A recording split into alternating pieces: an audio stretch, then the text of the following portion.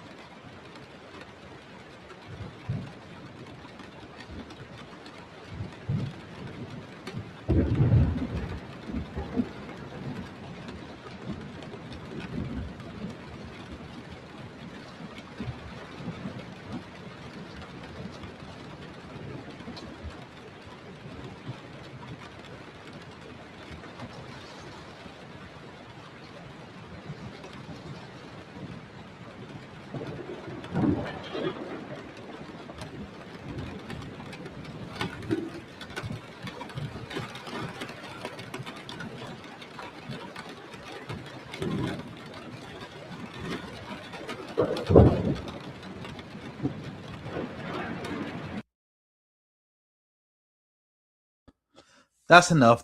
Shout out to everybody in the building. We can get started now. Shout out to everybody in the building. Bella, I think that's your name, Bella. No, that's just the background thing I play. Excuse me. Shout out to the visionary in the building. You already know, red, black, and green, BYB. You already know. Shout out to RS7RV in the building, especially with the fire emojis. Thank you. Member of the channel. Shout out to Kenny Johnson, Brooklyn all day. You already know, Brooklyn all day. Thank you for the fire emojis. Shout out to Black Adam in the building. Peace to you, peace to the chat. Family, before we get started, I'm going to ask everybody, make sure y'all hitting that like button. Make sure y'all hit the like button.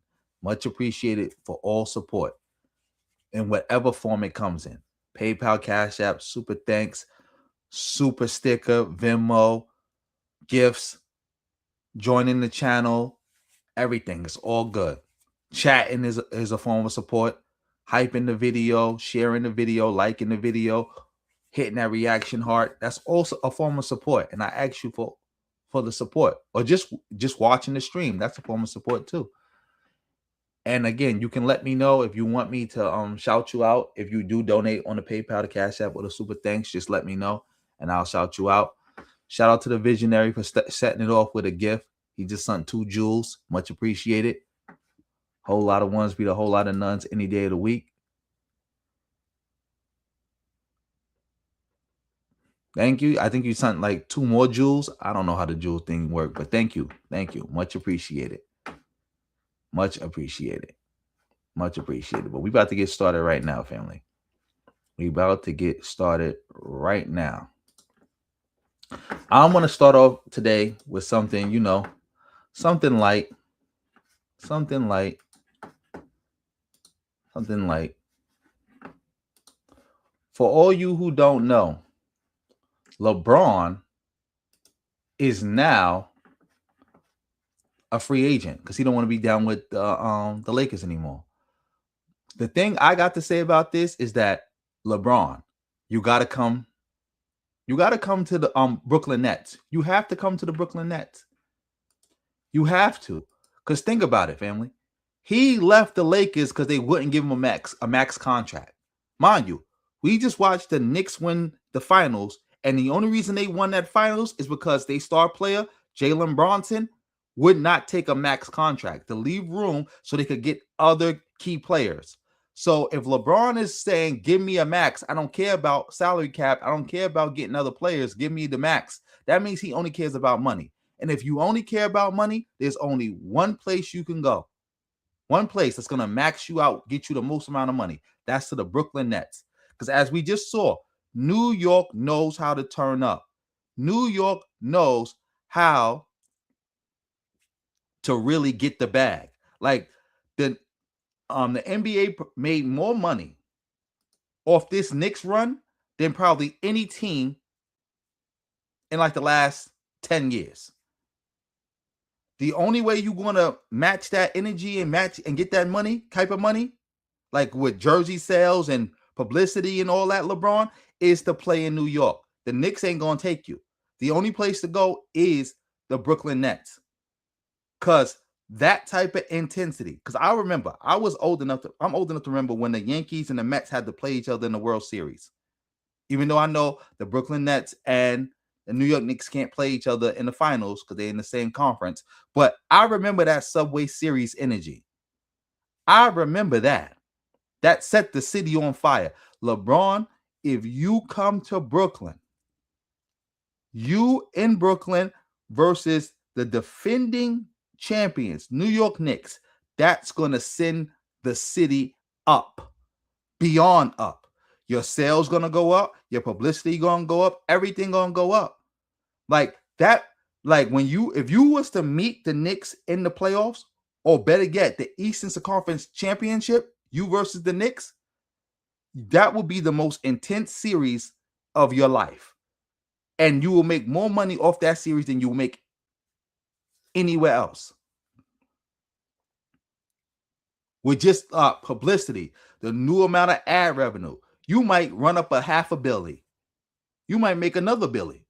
Like between the max contract, all the endorsements you're going to get, all the jersey sales, all that publicity, everything, this might just revamp your whole career. Because again, you only caring about the bag, and we know you're going to make the playoffs too. If you join the Eastern Conference right now, you're making the playoffs. You're making the playoffs. That's all you got to do, LeBron. If you take your talents to Brooklyn, it's a wrap. See what when KD went to Brooklyn, what it did for his career. You go to Brooklyn, I'm telling you, right now, with this energy from the city right now, it's gonna be like you just started your NBA career. It's gonna give you a whole new lease on life, on your NBA life. Look, like, think about it. Because again, Brooklyn can give you the max contract. Nah, making moves, Major. Brooklyn is not where careers go to die. Like, who career died in Brooklyn? Nobody's. Nobody career died in Brooklyn. He take his body to Brooklyn. Again, Brooklyn Nets versus New York Knicks. Subway series. Because you can take the train right to Barclays. Atlantic and Barclays, get off the train, boop, you right there. And a bunch of trains from all over the city go stop there. And the same thing with Madison Square Garden. Same thing with Madison Square Garden. Their careers was already over though. Like, it wasn't like it was like y'all making it seem like they went there talking about we about to get another chip. They didn't go there to do that. The only people who went there to get another chip was another chip was KD. It was going to be KD, James Harden, and Kyrie Irving. And the Rona messed that up because Kyrie Irving wouldn't play. That messed the whole team up. And if it wasn't for KD with that foot on the line, hitting that three, they probably would have went to the finals that year and they would have won. Not the Milwaukee Bucks. Think about that. KD by himself, that little foot on the line. Without that foot on the line, they win that series. They win that series. They go to the finals. They beat the Phoenix Suns. They beat them. Everybody you naming was already washed. And again, not KD and not Harden. They had a real shot. But injuries and Kyrie Irving not doing what Kyrie Irving always do. Yeah, he scored 0 points, but you got to think about it like this. He maxed himself out just to get them to that point. Like, he gave everything. He had nothing left from after hitting that crazy ass three. He had nothing left. He gave everything. It's like LeBron. It's that game 1 against Golden State, where LeBron basically gave one of the best finals performances in NBA history. And then you got J.R. Smith you got the Bozo missing 2 free throws and J.R. Smith running the other way, taking the game to overtime. LeBron had nothing left. He gave it everything. Exactly. KD was doing his thing in Brooklyn. He wasn't looking bad. It wasn't no graveyard. It's just that the team that they built around him fell apart. Just like LeBron. LeBron would have how many more rings if Kyrie Irving didn't do what Kyrie Irving always do? How many times would the Cavaliers have beat the Golden State Warriors? They probably would have beat them 4 straight times. At least 3 out of 4. At least 3 out of 4. You said it's already decided that LeBron's going to the Warriors? Let me look that up real quick.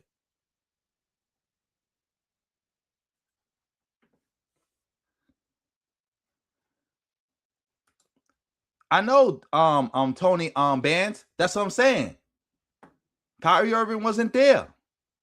He wasn't there. That's what I'm saying. Like, they would have beat the Bucks and they would have won. They would have won a chip.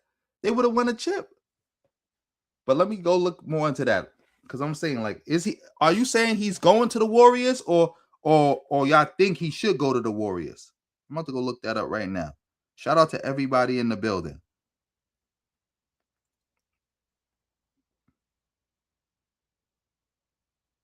Nah, he ain't signed to the Warriors yet. But that'll probably be one of the worst things LeBron could do in his career is to go to the Warriors. Yeah, I just looked it up. He's not at the Warriors yet. They just said the Warriors is the front runner. That would be one of the worst things LeBron could do in his career is go to the Warriors. Like, if he go to the Warriors, no matter what happened after that, everybody gonna be like, he can never be compared to Jordan, and Kobe is above him. He can never be compared to Jordan, and Kobe is above him. That's how people gonna be carrying it from now on. You said most likely? Yeah. I hope not. I hope he do a surprise and go to Brooklyn. LeBron got to go to Brooklyn because it's about the money. It's about the money.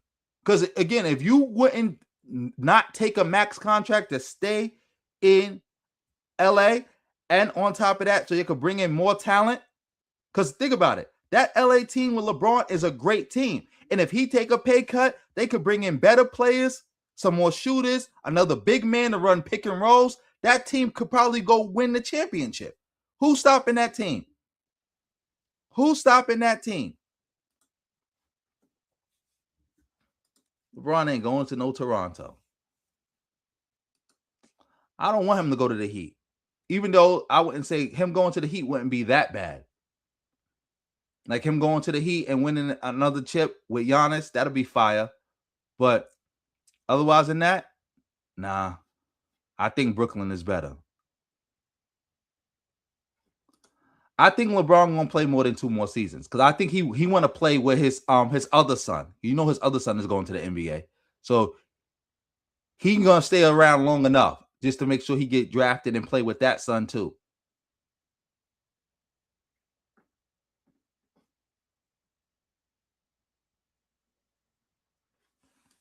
He might go back to Cleveland. I could see him going.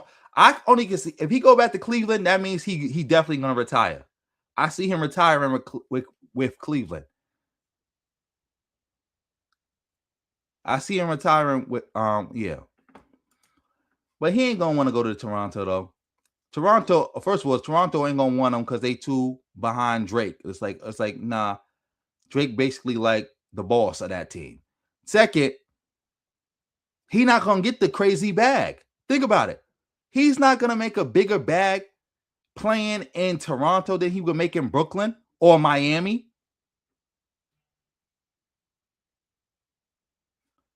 Yeah. He not getting a bigger bag. He is not getting a bigger bag. Yeah, nobody really want to give him a max contract. I said like the only place, because again, since it's all about money, take your talents to Brooklyn. Since it's all about money, take your talents to Brooklyn. That's where you're going to get the most amount of money. You playing in New York, you're going to get the most amount of media exposure. You can play off the fact that the Knicks already won the championship. So y'all could do a battle for who's going to be New York's team. Like yeah. Who's going to be the team of the tri-state? That's where it's at. That's where it's at. You say I got Kyrie. I mean, I got Kawhi. Yeah, I like Kawhi back at at Toronto. I like that. You said LA all day. Well, he definitely leaving LA unless he gonna go to the Clippers. Maybe the Clippers could give him a max contract. Who knows? But yeah, but most likely he might want to go to Golden State because again he could try to get another ring, and on top of that, he could stay in California with his family. He don't got to uproot his whole family. So yeah, the Warriors do make a lot of sense. Even though again, a lot of people ain't gonna like that. They're gonna judge LeBron harshly for that. But yeah, I think we let's see. That might be the reason LeBron don't go. That might be the reason LeBron don't go. Because he can't deal with the media pressure. I think that's the reason that kept him out of New York this whole time, if you want to be real. Because as far as I was concerned, he should have never even went to the Lakers. He should have went to what you call it, whatever it's called. He should have went to the Knicks or Brooklyn. He should have went there. I don't know. First of all, I don't even really like the GOAT conversation. I don't really have a GOAT, but I could probably make an argument for LeBron being the GOAT, but it will definitely be weaker if he do go to Golden State. I'm not gonna hold you.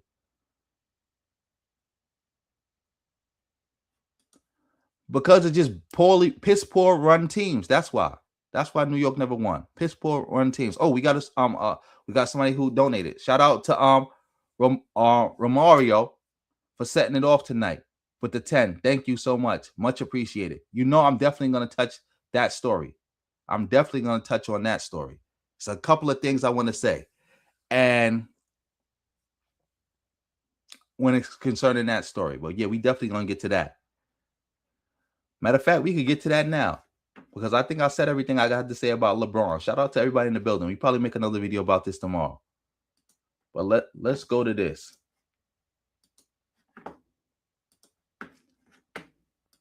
Now, I would like to say this. Dag, I had another point.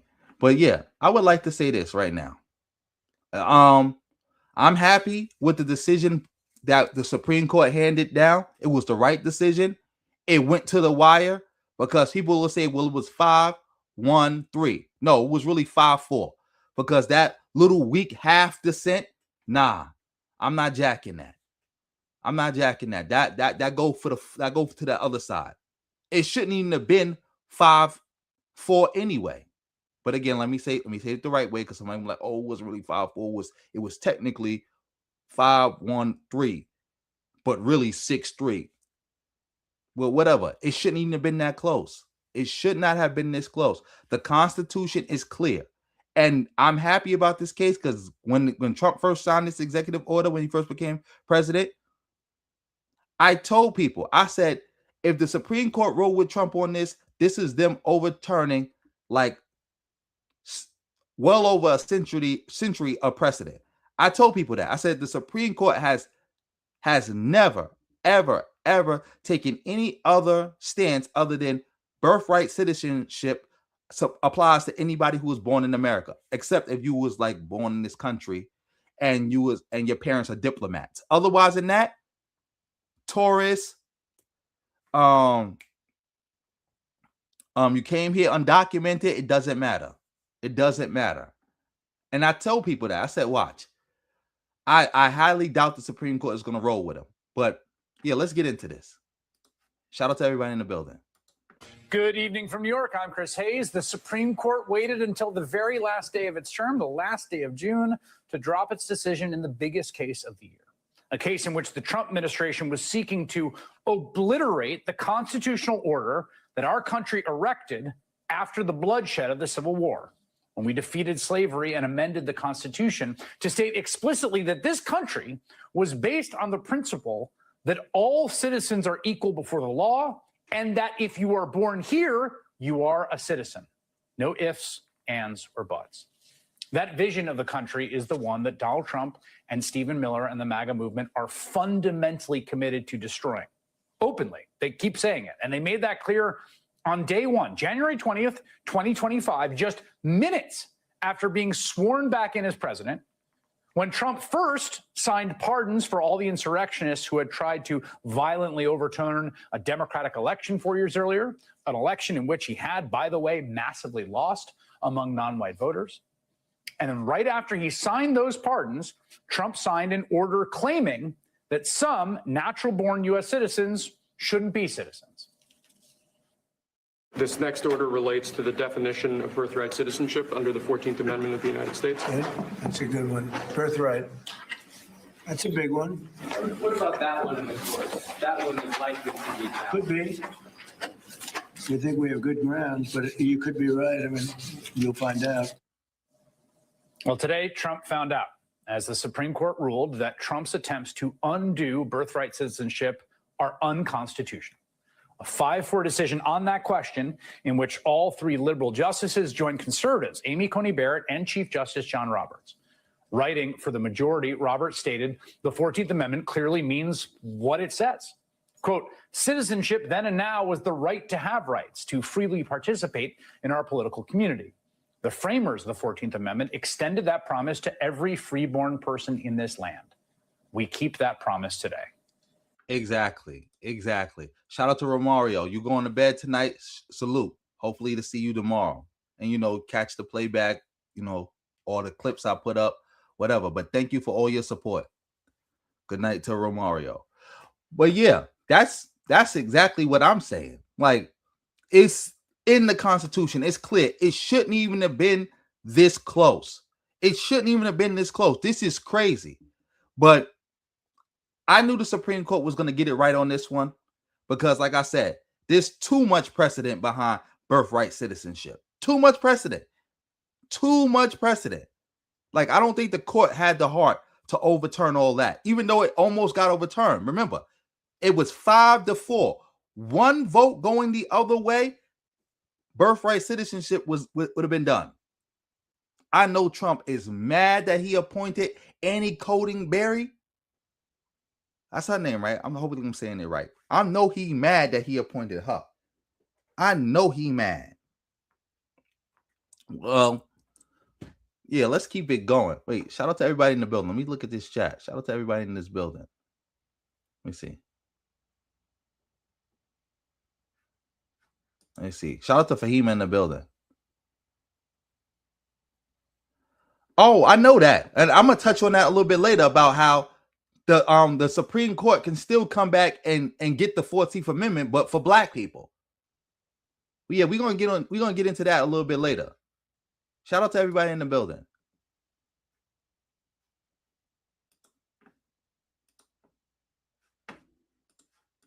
That was always what the court should have said to the Trump administration. Their case against birthright citizenship was always just an unconstitutional shot in the dark.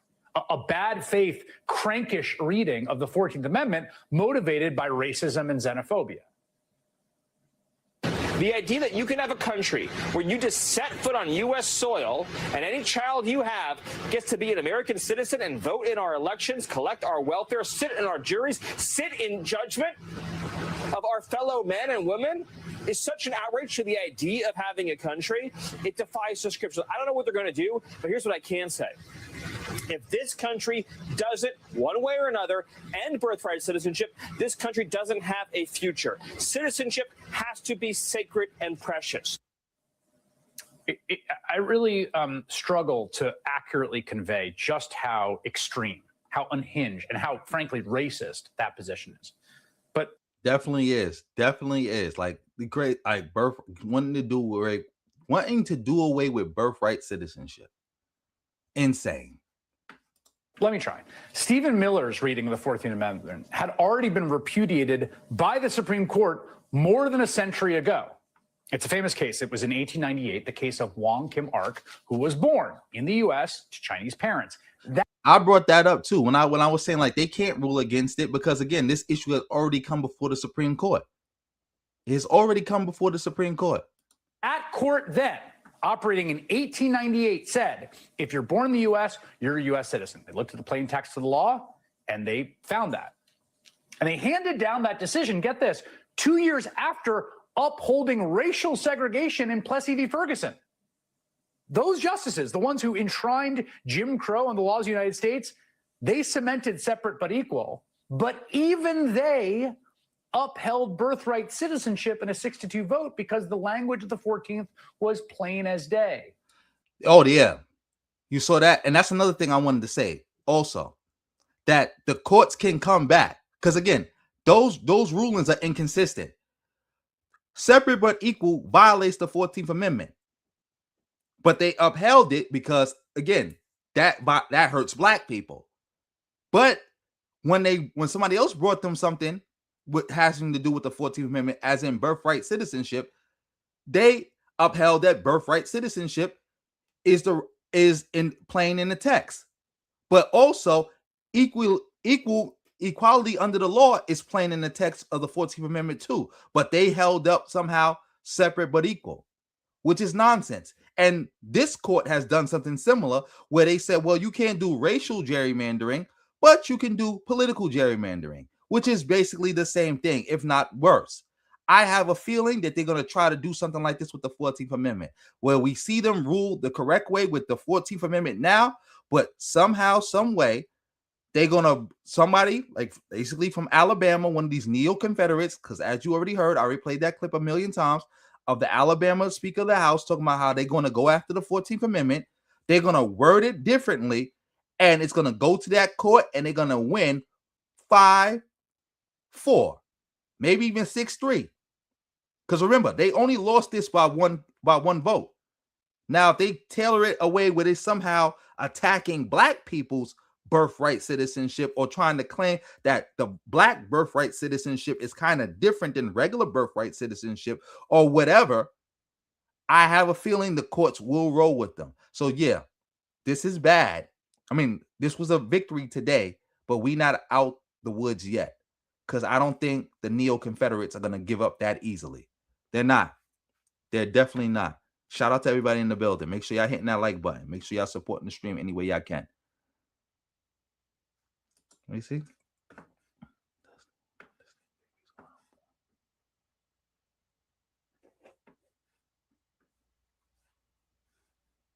Yeah, he understands that, but he just don't want them voting ever. Like, again, he's a white nationalist. He don't like the idea that they could ever grow up to vote. Even if we raise the voting age up to like 1 million, the fact that that somebody non-white could come here and have a kid and they be a U.S. citizen and they got rights just like we do, nah, he don't like that. He don't like that. He does not like that at all. Percy, let me see. I can't even see. I think it's Percy Bedford. Thank you for all your support. The ruling is technically 6-3, but in reality it's 5-4 because Kavanaugh partially dissented, where he was like, I agree that birthright citizenship is the land, is the law of the land, but we should make some exceptions to it. So in reality, it was 5-4 because he went against it. He didn't just want to go against it all the way.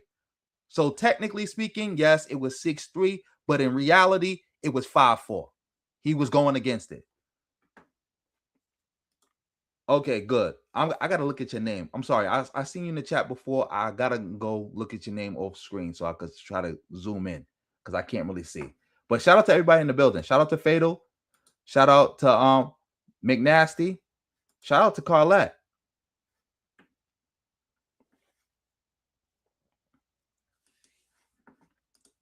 You see what Carlette said?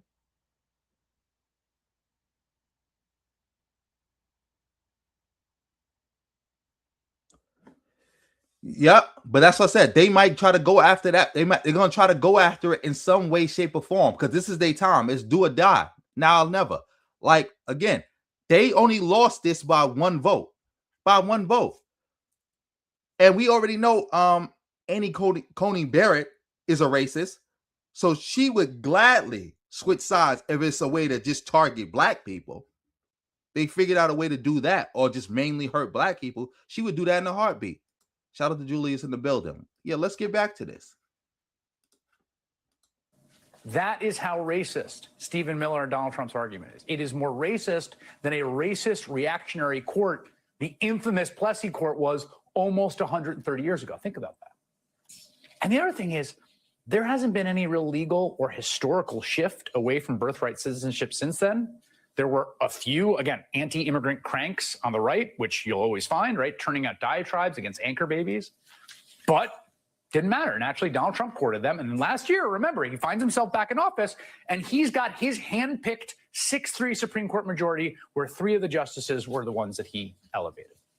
And so he went to work pressuring them to reimagine the Constitution. In fact, to rewrite it, to essentially amend the Constitution by fiat in collusion with him and 5 votes. Remember that he even went to oral arguments to physically intimidate them, to glower at them. It was a first for a sitting president. Now, it didn't quite work. He lost today. We all, as Americans, won. The court still did the right thing, but barely. Yes, Trump is so criminal. He's so criminal. Yes, Percy, I'm sorry. I couldn't see your name. I recognize you, but again, I don't have my glasses, and because I'm doing the split screen, it's like everything is even smaller. So I'm like, is that Percy? Yes, it's Percy. Shout out to you. Thank you for all your support over the years. Yes, Fahima, I know.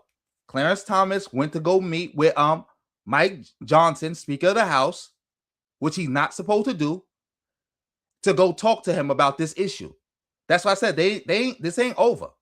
They're gonna try to bust another move. It's just that they might do it in a way that really just hurt black people, or mainly black people. And again, we all know that people will be like, well, if it's hurting other people of color, non-white, non-black people, nah, I'm not really jacking that. But if you making it hurt black people, yeah, I'll go over to that side. Remember, we only won this by one vote. One vote. If ABC, not ABC, I'm calling her ABC. ACB, any Cody Barrett had voted with them, then they would have had the 5-4. They would have had the 5-4. Kavanaugh only did that little weak half dissent because he already knew they didn't have the votes. If they had the votes, he would have been all the way with the side that was dissenting, and they would have won. They would have won. Disgusting. Milton, thank you for the 10. Much appreciated. You know I'm gonna keep my foot on their neck all day, every day. All day, every day. Shout out to you. I mean, by a shockingly narrow margin, by one vote. In 1898, the margin was 4 votes. Today, by one vote, this court rejected what would amount to rewriting the Constitution on the fly. In some senses, overturning the victory of the Union forces and the multiracial coalition that refounded the country after that victory. Oh, see, I knew it. Y'all heard me say this multiple times. I said, if they get the 14th Amendment, they will have effectively overturned Reconstruction, and we will be back into the antebellum South. Because like I always keep saying, the antebellum South did not end until we got the 14th, 13th, and 15th Amendment, the Reconstruction Amendments. Like they have already set back the civil rights movement. We back in Jim Crow. We in Jim Crow 2.0. But I said, if they get those Reconstruction Amendments, we are back in antebellum 2.0. That's where we back. Remember, the 13th Amendment already got a loophole in it that they fully exploit, and they even trying to come up with new ways of exploiting it. The 15th Amendment was never fully realized. Our right to actually vote and participate in politics was not fully realized until the victories of the civil rights movement. But those victories are pretty much been gutted. So the 15th Amendment is gone. The only thing left standing is the 14th Amendment. And it's barely standing because you see them using the 14th Amendment, the Equality Under the Law Act part clause, to attack black people nonstop. And so it's like it's only hanging by a thread. The only part of the 14th Amendment that's still hanging on is the birthright citizenship part. That's why that dude from Alabama, the Speaker of the House of Alabama, said the only thing left to get is the 14th Amendment. That's it. Only thing left is the 14th Amendment. If they get that part, not even the whole thing, just that part right there with the birthright citizenship, we are officially back in the antebellum era. We in the antebellum era. I can't believe we even finding ourselves in this position. Disgusting. But yeah, let's keep it going. In the 13th, 14th, and 15th Amendments, essentially just taking white out to an amendment that was bought with the lives of hundreds of thousands of Americans in the Civil War. It's jarring to think that the very right to have rights in America hinged this week on John Roberts and Amy Coney Barrett. The lesson here is Donald Trump lost, thankfully, but this court, it has to be addressed. It has to be dealt with. And this movement, the movement that brought us to this point, has to be defeated. thoroughly and completely, because the goal is nothing less than uprooting the very foundational principles that make this country so special and so worth fighting for. Sherilyn Eifel's the Vernon Jordan Chair in Civil Rights at Howard University. She's also the founding director of the university's 14th Amendment Center for Law and Democracy. She was in the Supreme Court gallery during oral arguments in this case. Cheryl, it's just an honor to have you on the program. And first, let me just say, I feel somewhat sheepish giving a little spiel before you because you've forgotten more about the 14th Amendment than I've ever known. So let me just turn it over to you and say, what is your takeaway from today's decision? Chris, first of all, thanks for having me. And second of all, that was an excellent spiel on the 14th Amendment. You know, you hit the high notes. Yes, the decision in this case came out the way it should have come out. But first of all, it came out the way it should have come out last year when this case was Trump versus Casa.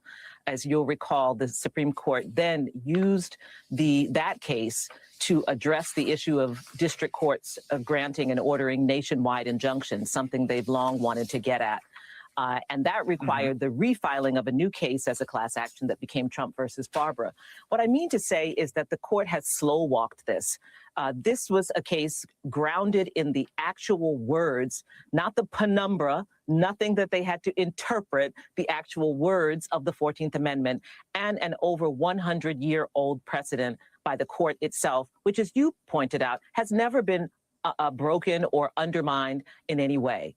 Like I pointed out, like I told people that. I told them when Trump first did this, they was like, "Oh, is the birthright citizenship was only for the descendants of enslaved Africans?"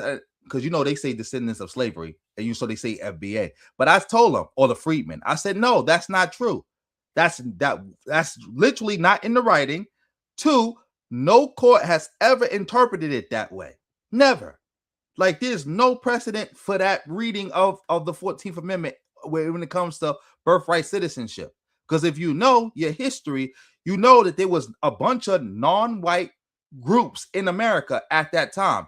And it was always a question of what should we do with these groups. When the moment, when slavery ended and everybody was free, they took that as a moment to just, as a way in a moment to give all these people just citizenship.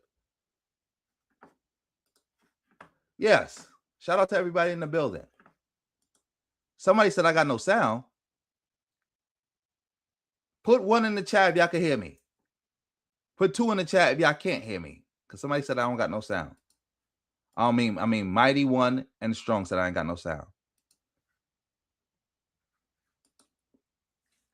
Oh yeah, another thing. Clarence Thomas, the bozo. He went with the bad guys. He went with the bad guys. He went with the bad guys on this one. Oh, I see a whole bunch of ones. I don't. Shout out to the Hood Mistress. Yeah, you might need to refresh your video because I see a whole bunch of ones.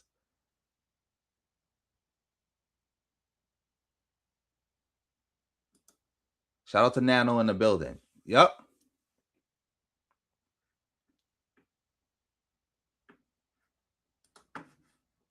Exactly. I didn't see this earlier comment, but exactly. That's why. That's why. Lorenzo, you already know that's what he gonna do. He gonna do. You already know that they already getting the waterworks ready. And now all these bozos are magically in love with Clarence Thomas.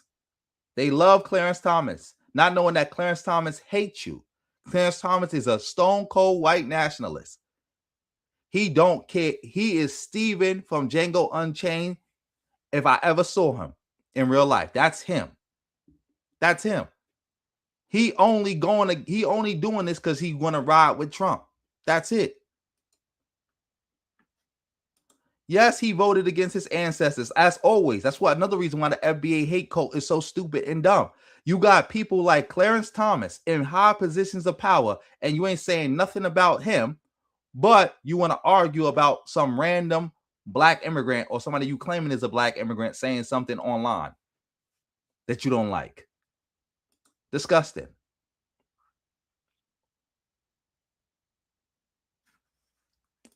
Exactly. What did you say? Liberal Democrats are determined? No, that's you're wrong on that one, buddy. Yeah, let's get back to this. Shout out to everybody in the building. Oh, you said your sound is back? That's good to know. That's good to know.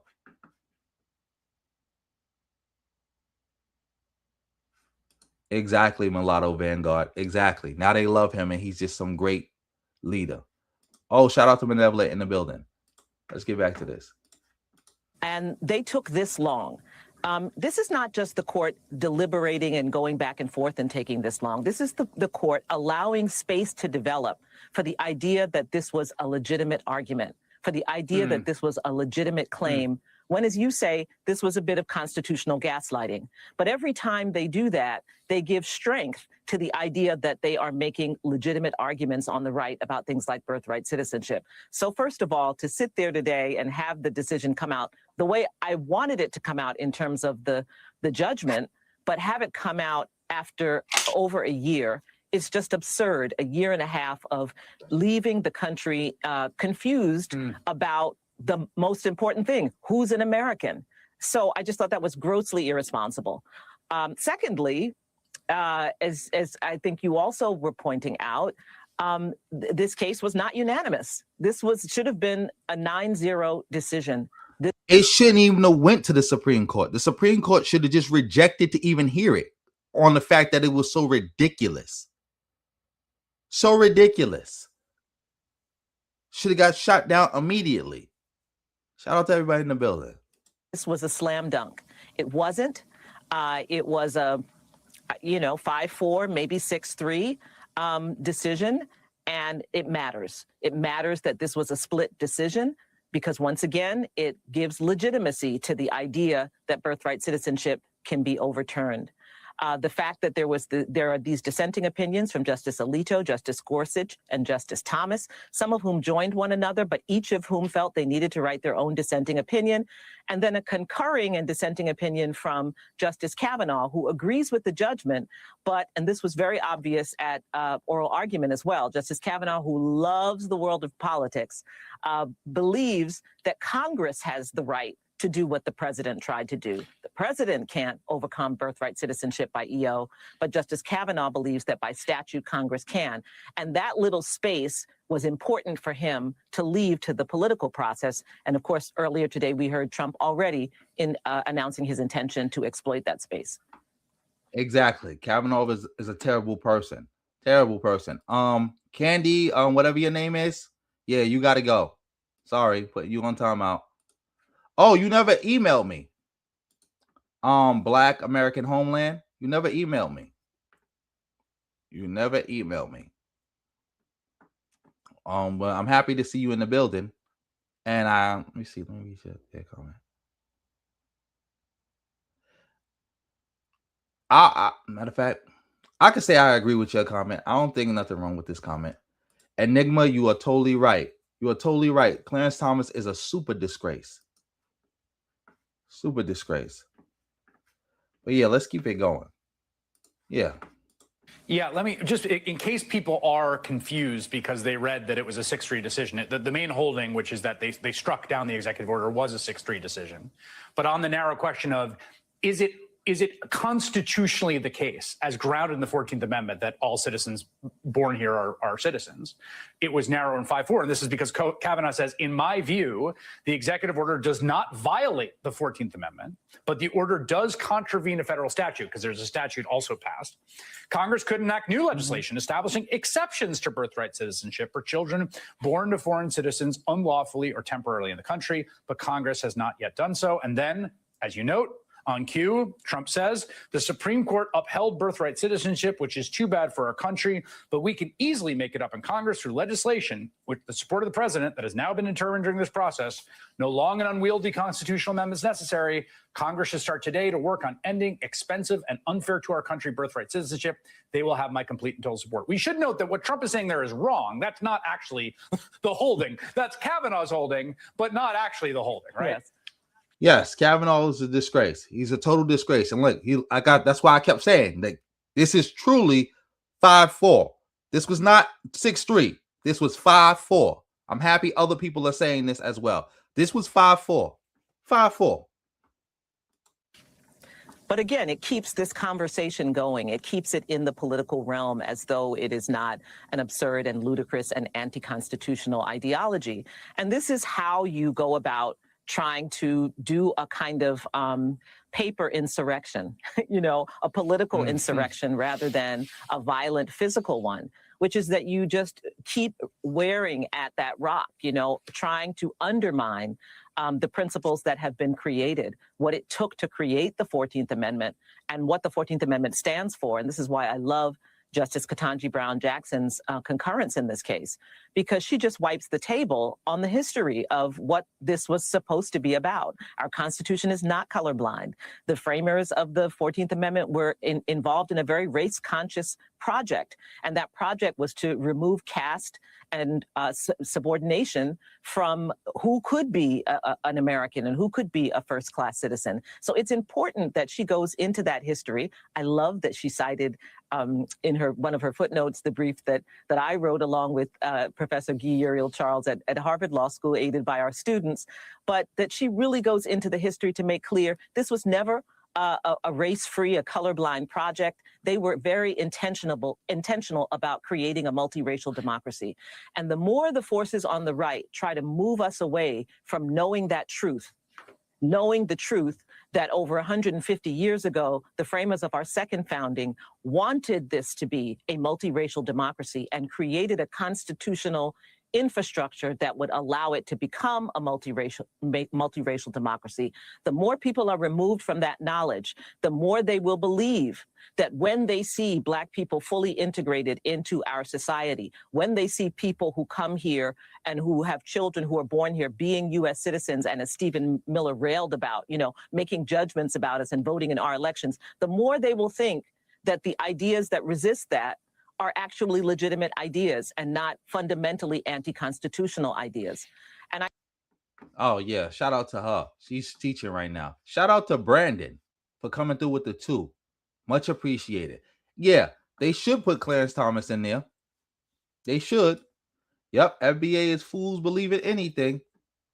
Oh, shout out to the visionary. Shout out to the visionary. He's been a member for 1 month. Officially a member for 1 month. Shout out to the visionary. Shout out to the visionary. Everybody, you can go get your own membership by hitting that join button. Become a member of the channel. Let me see. From chicken salad. Yeah, Thurgood Marshall. You said, when will MAGA try this again? They trying it right now. That's what she was just talking about. When she said with Kavanaugh, where people will say, oh, Kavanaugh voted against this. No, he partially voted against this. And he wrote in his dissent that it would be perfectly fine to change the Constitution by a simple law being passed in Congress. So so Trump is trying to work that route now. Disgusting. Let me see.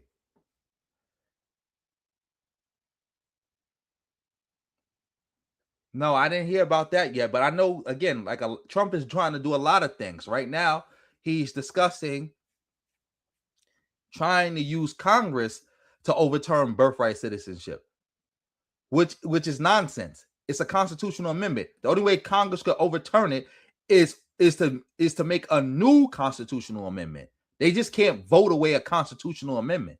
That's what I said. Kavanaugh is a disgrace. Is a total disgrace. Let me see. Somebody asked me a question. I'm spiritually Haitian.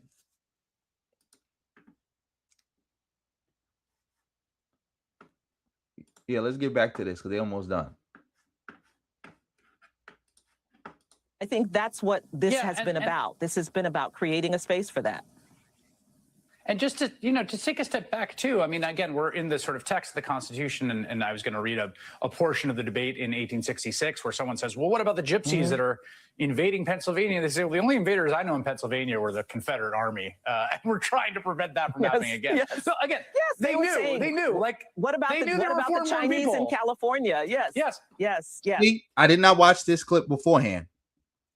This is the point I was making about the 14th Amendment, that people already knew that there were other groups here, not just black, not just white, not just Native Americans. There were big populations of Mexicans, Chinese, all that here.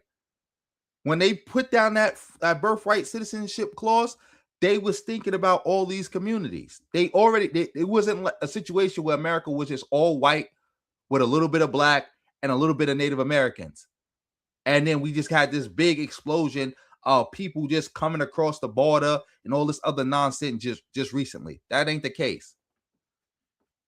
They also had their prejudices, right? Exactly. But to just take a step back here, it's so striking to me, and this is not a novel insight, but like the thing that I cherish the most about this country that I think is so beautiful is the thing they hate the most. I mean, for me, it's like, yes, this principle, whoever you are, we're all equal, and that this is enshrined, and that we've created a republic. We founded kind of a second republic based on that after the bloodshed of the Civil War, and that's the thing that they hate the most, and that they've got haters on the Supreme Court. I mean, if you read that Alito dissent, like, he hates that principle. Yeah, but that's fundamentally un-American. And to me, listening to Stephen Miller today, it was hearing someone who wants to be in another country. There are many countries, the old countries of Europe, from which his family and many others in the cabinet came, were countries like that, were countries where you were German because your father was German, or Polish because your father was Polish. That's not what this country set about to do. And so I think I do believe that is what this country set out to do, but just do it racially. And again, we got the 14th Amendment to go against that because we won the Civil War. That's it. That's it. Like, I don't like that type of talk where we try to pretend like these white nationalists don't represent what America is really about. Because I'm pretty sure the founding fathers were alive today, and they would be all siding with Trump. Every last one of them. Every last one of them. You can't convince me of any founder that would go against Donald Trump right now on this issue. Maybe, no, I know for a fact Thomas Paine would, but most people don't consider him a founder. So, yeah. So, they don't consider him a founding father. But, yeah. But the rest of them, yeah. Without question. Without question. Hear them speaking, and I really mean this. It's very important to understand. It is counter to the project, the idea of America. And because we're celebrating our 250th anniversary, this is why it's so important not to just focus on the first founding of the country in 1776 and our Constitution in 1789, but also to make sure that you include the second founding, because this country has evolved, and that second founding is intentionally looking at the need for us, if we are going to be one unified country. They had seen how race could tear us apart and break us apart and threaten the nation.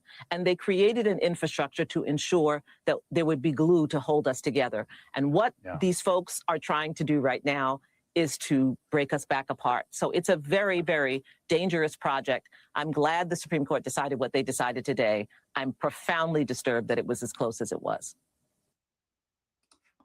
Shout out to her, but again, I don't like that. I don't like that last part about, this is a nation. This is what the nation is supposed to be. I don't like that, because again, even during the second founding, we still had to go through a century of Jim Crow after the second founding. So, like, no. Let me see. Somebody asked a question. Let me see something. I heard about that, Lorenzo, but I heard it was fake. I heard that was fake. That it didn't, that no Chinese hotel got burnt out by Jamaicans. I heard that was fake.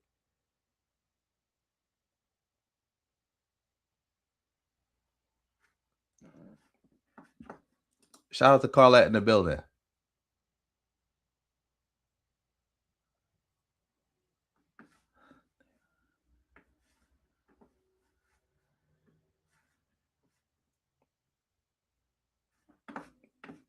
You said they distracted from the war.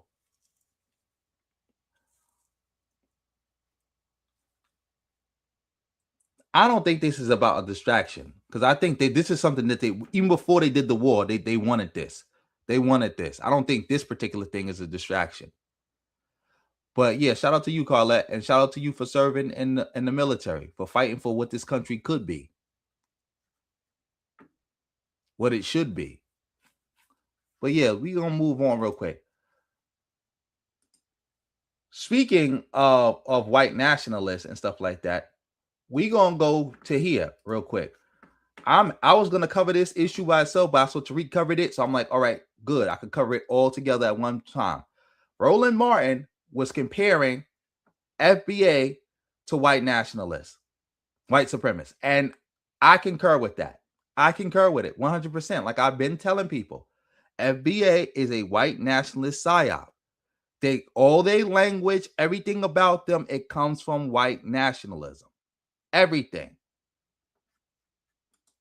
What we have to deal with here, Michael and Nicole, is that when these ADOS FBA people, when they spout language, the anti-immigration language, even anti-black immigration language, they sound just like Tom Emmer.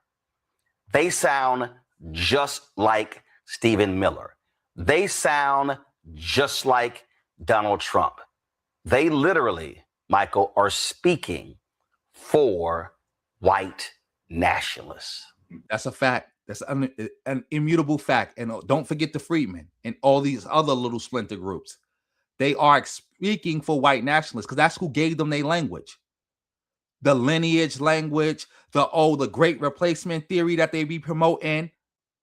All of that comes from white nationalists. The Democrats being the enemy who destroyed the community. All that comes from white nationalists. All of it. All of it. This flag-waving American talk that they got, this hatred for black immigrants, all of that from white nationalists. All of it. Now, absolutely is white supremacy through ventriloquism. That's what it is. Oh, Tariq cut it off. I'm going to definitely have to go cover that on my own. Like that brother was about to teach. Because again, he said it was white supremacy through ventriloquism. I got to take that because that's exactly what these bozos are. They dummies. The white man just controlling them. I am here. I'm still in Alabama. I was in, went down to Montgomery. I went to the Fade in the Water historic spot. As you see, I went to the Montgomery Riverboat Brawl location, the iconic civil rights location. And family, why do they have the chair there? They have the actual chair. The chair is a tourist attraction, ladies and gentlemen. This is corny. Like, come on now. We got real stuff going on and you talking about a fight. And a chair being a tourist attraction. Use a bozo. Shout out to everybody in the building. Make sure y'all hitting that like button. Make sure y'all supporting the stream any way y'all can. PayPal, Cash App, Super Danks, Venmo. I take it all. A whole lot of ones beat a whole lot of nuns any day of the week. The white chair was sitting out there, a lone chair. So everybody goes there. I met some other sisters who were from the Carolinas. They were there to take pictures with the chair. The chair is a tourist attraction, ladies and gentlemen. Family, the chair is a damn tourist attraction. I love it. Shout out to Alabama. Shout out to Montgomery. Shout out to the Gump. Man, beautiful. And you can feel the ancestral energy out there. You can feel it. And boy, it's extremely hot. Boy, it's hot as hell in Alabama. We're speeding you up. We're not doing that, Tariq. Sorry. Get to the point. But you know what's interesting? That location where the riverboat is, the dock area. Now we really see why those white supremacists got whooped on, because there was no way for the cops to come and save them, because you can't take a car down there at all. To get to the dock, you got to go like under like a little small kind of little tunnel thing. It's like a little tunnel you have to go under, so a car can't get in there. So yeah, we see why they got whooped on. Like they got whooped on. They didn't get no backup because backup couldn't reach them, so they had to get that L. Yeah, and that was the place where they were doing a lot of the organizing. Right here. Hold on, let me show y'all. Listen, we got to talk about your boy Roland, ladies and gentlemen. Shout out to Nikki the God for making this clip. I'm gonna play a clip of Roland trying to shame us because we ain't putting on the cape for immigrants. And, Roland has Haitian ancestry, by the way. All right. Roland has Haitian ancestry. Do not forget that.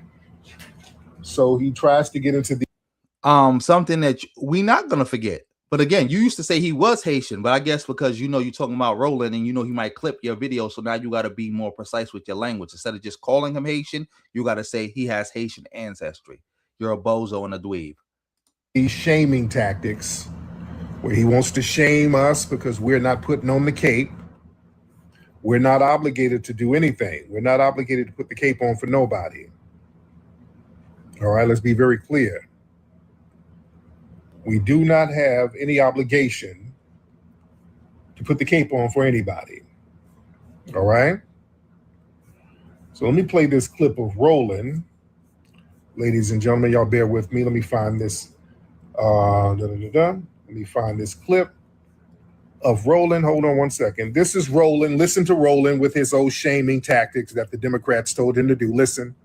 What we have to deal with here, Michael and Nicole, is that when these ADOS FBA people, when they spout language, the anti-immigration language, even anti-Black immigration language, they sound just like Tom Emmer. They sound just like Stephen Miller. They sound just like Donald Trump. They literally, Michael, are speaking for white nationalists. Please. Absolutely is white supremacy through ventriloquism. That's what it. Okay, and white supremacy through ventriloquism. Man, get the hell out of here. We have to. Okay. Democrat flunkies, that ain't working. That ain't working no more. Notice the hammer is getting put down on these folks. ICE is getting them. The Supreme Court has thrown them under the bus. Megyn Kelly and people like that are throwing them under the bus. Oh yeah, I think Tariq was in agreement with Megyn Kelly, a bozo. Like you know, Tariq is just totally sold out. You used to cry about Megyn Kelly all the time. Now you in agreement with her. Just like when you was meat eating Tucker Carlson because he brought that other bozo on his show that shouted y'all out. That should have been the telltale sign that y'all dudes is nothing but white nationalist dummies. That's it. Y'all they dummies. The Democrats, the white ones, ain't putting the cape on for them. All of their anger is at us, though. Y'all notice that? Whenever people get the hammer dropped on them, it becomes, you goddamn FBA, y'all FBA. Everything is on us. Notice that? Every damn time. With the tethers all in these spaces. Tether is a slur, and Tariq is not addressing what was said. They said that y'all language that y'all using is from white nationalists. Address that point. Why are you talking about other stuff? Because that's what you do. You deflect. But yeah, let's keep it going. The ICE vans are circling around their community, and all they do is blame us. Everything is all about us. Latinos, they don't say nothing to them. They don't say nothing to nobody or nothing about nobody. It's all us. Them damn FBA, y'all should have did this. Y'all should have did that. Y'all always talking about how we ain't got no power. We on the... Exactly. Yeah, he denies that about Beyonce. But yeah, y'all don't have no power. What y'all doing is y'all just being they dummies. Again, this is the whole trick of white nationalists. They realize that they can't come out and just say things. So they recruit other people to say things. So when y'all say it, they're going to be like, I didn't say this. Remember, this was a technique that was pioneered by Fox News in the modern day. Like, I'm pretty sure they was doing this before Fox News, but the modern day iteration of that started with Fox News, with Sean Hannity, mainly him, would bring black people on to trash black people. So you can be like, well, I didn't say that. Black people are saying that. Or I'm just agreeing with what they told me. Or I learned that from them. Just like that bozo Fishback did and said when he was calling people tethered, saying, well, the FBA's got this thing called tether. They told me that black people are delineated and black immigrants are trying to steal from them and cosplay them. So, yeah, that's why I call whatever his name is, Donald's a tether.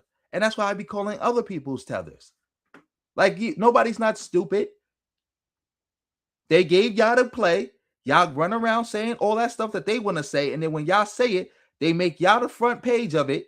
And then they just come behind and be like, well, I learned this from them. Or they taught me this.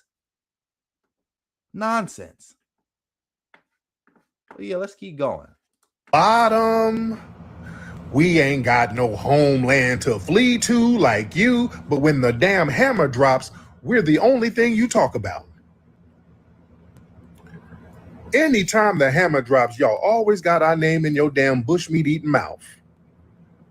Good freaking grief. Roland and people like Roland's big jolly ass, they sound like white supremacy is It's the talking point. Okay, that don't work no more, bro. That doesn't work anymore. We're not shamed by that. You're not going to shame us for caping for all these people who talked all. You never was shamed by it because people been saying this since day one. You say, okay. You could go somewhere with that. Shout out to Making Moves Major. Thank you for that comment. We got somebody else saying what? FBA, shut up with that nonsense. That's like a white person saying, I'm not anti-black people. I'm anti-nigger. What kind of games are you playing? Who you think you talking to saying some stupid stuff like that? We not anti-immigrant.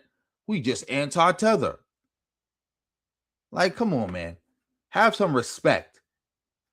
And like at least step up your lies. All that shit. And I love how everybody's pulling receipts on all the Haitians, by the way, because the Haitians have, for the last few years, they've been talking cash shit and the family's been saved.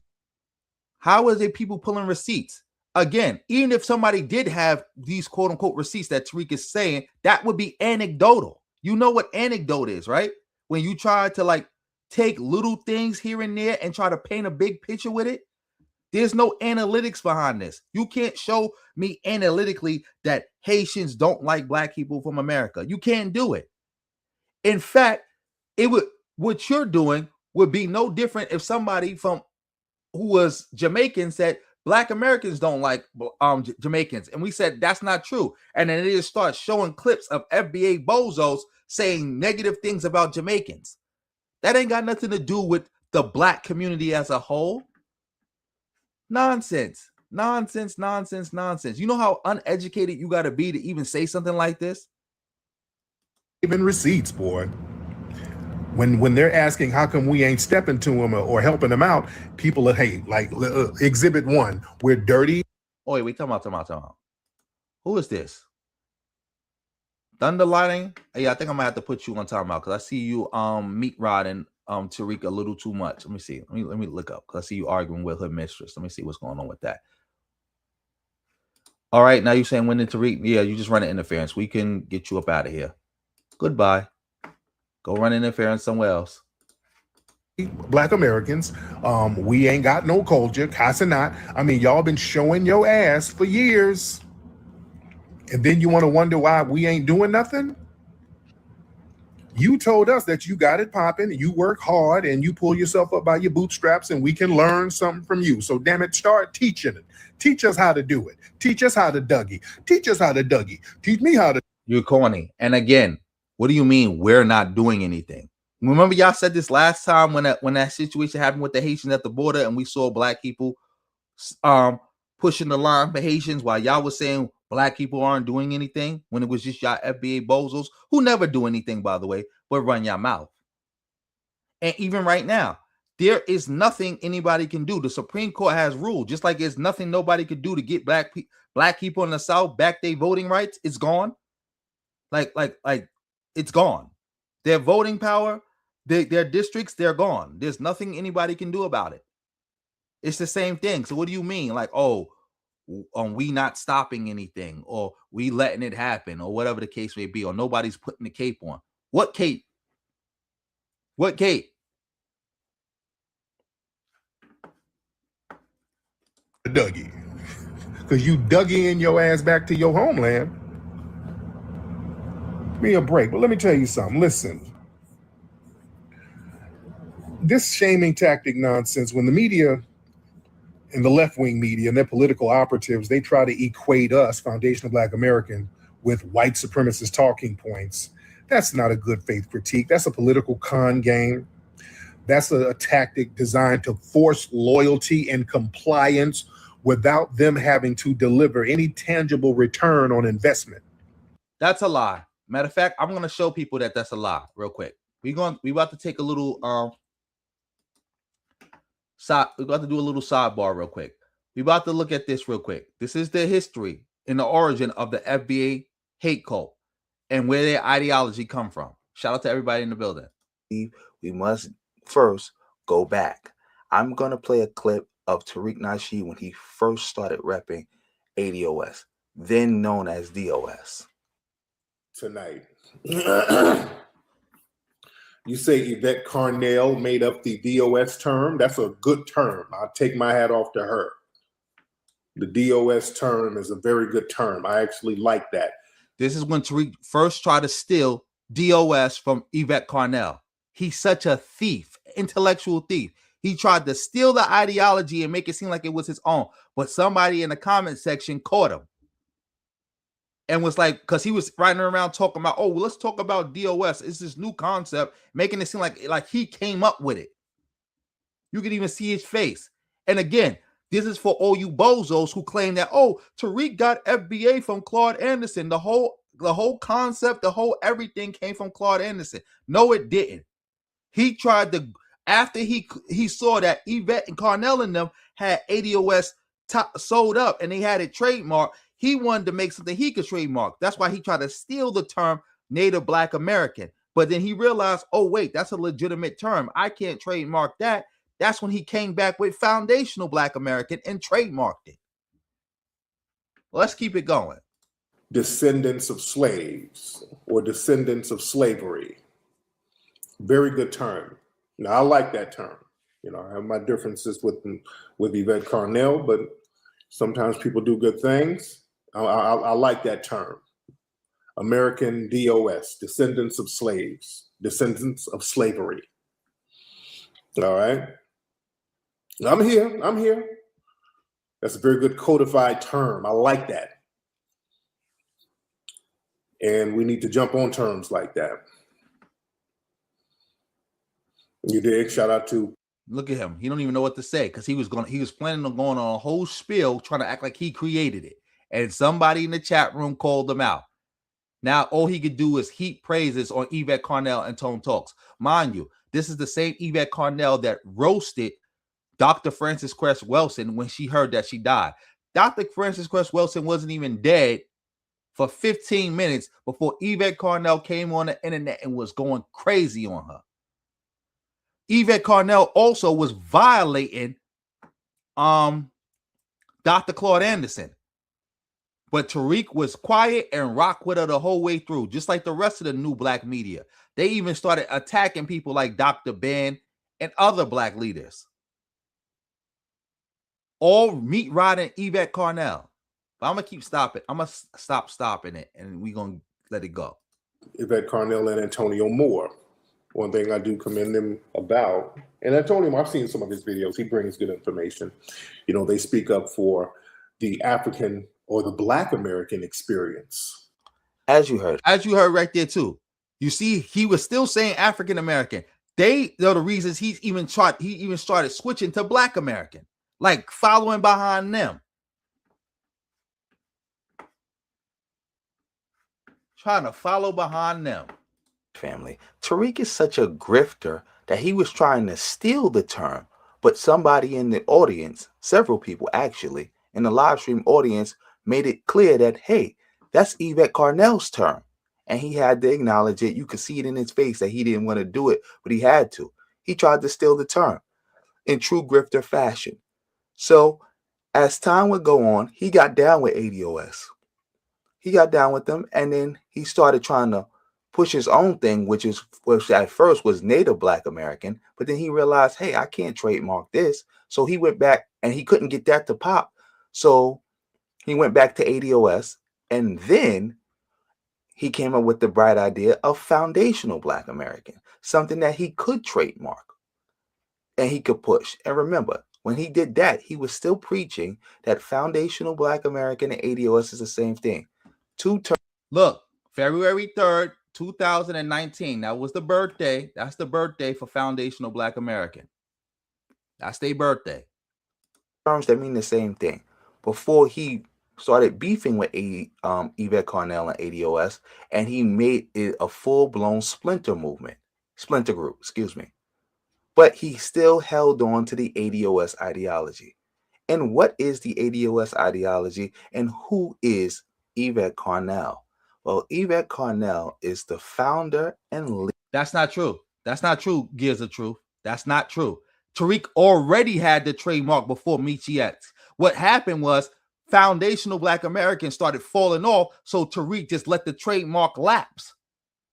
He wasn't keeping up with it because, again, he was trying to grift his way back to Pan-Africanism a little bit around that time. And that's when Meechie X picked up the term. And trademarked it because he let his trademark lapse and he had to fight her in court for it. That's what happened. He didn't just trademark it out of nowhere. But he didn't just trademark it because of Meechie X. No. And mind you, if it was truly an ethnic term, you wouldn't even need to trademark it. It's African American, the term trademark. No. It's Black American, the term trademark. No. In fact, when Tariq first tried to trademark foundational Black American, it got rejected because it had Black American in it. That's why he had to, when he submitted his second trademark for it, he had to say that I make no claim on the term Black American. Shout out to you though. Let me see something. Yeah, let's keep this going. Leader of ADOS. This is her, as you see on your screen right now, with the MAGA hat. She created DOS, which now is ADOS, in about 2016, 2017. Around the same time, she was a board member for PIFA. What is PIFA? Progressives for Immigration Reform. And all you have to do is go to irs.gov and you can look them up. They're a tax-exempt organization. You can get their tax records. And then when you look it up, there you see Yvette Carnell, director. Yvette Carnell, secretary. Yvette Carnell, secretary again. That's right, Yvette Carnell. She was a board member, a high-ranking board member of a hate group. And some will say, well, show me that PIFA is a hate group. Because you're showing me that she's a board member, but you're not showing me that it's a hate group. Well, I'm going to do that for you right now. And we're going to start at the beginning with the man himself, John Tanton. Wait, before we go on, shout out to everybody in the building. Thunderlion is back? I thought I blocked him. Black American and African American is the same thing. I hate to be the bearer of bad news, Ray. I think that's your name, Ray. I hate to be the bearer of bad news. Black American and African American means the same thing. Oh, look, we got a new member. Shout out to you. I can't even see your name. How you want me to pronounce your name? Because I can't see. It's too many letters together. Is that Emma? I think it's Emma. Shout out to you, though. Thank you for becoming a new member. Family, you could become a member, too. Just hit that join button. Just hit the join button. That's it. That's it. Just hit that join button. That's all you got to do. That's all you got to do. Support the stream any way you can. Let me see let me see.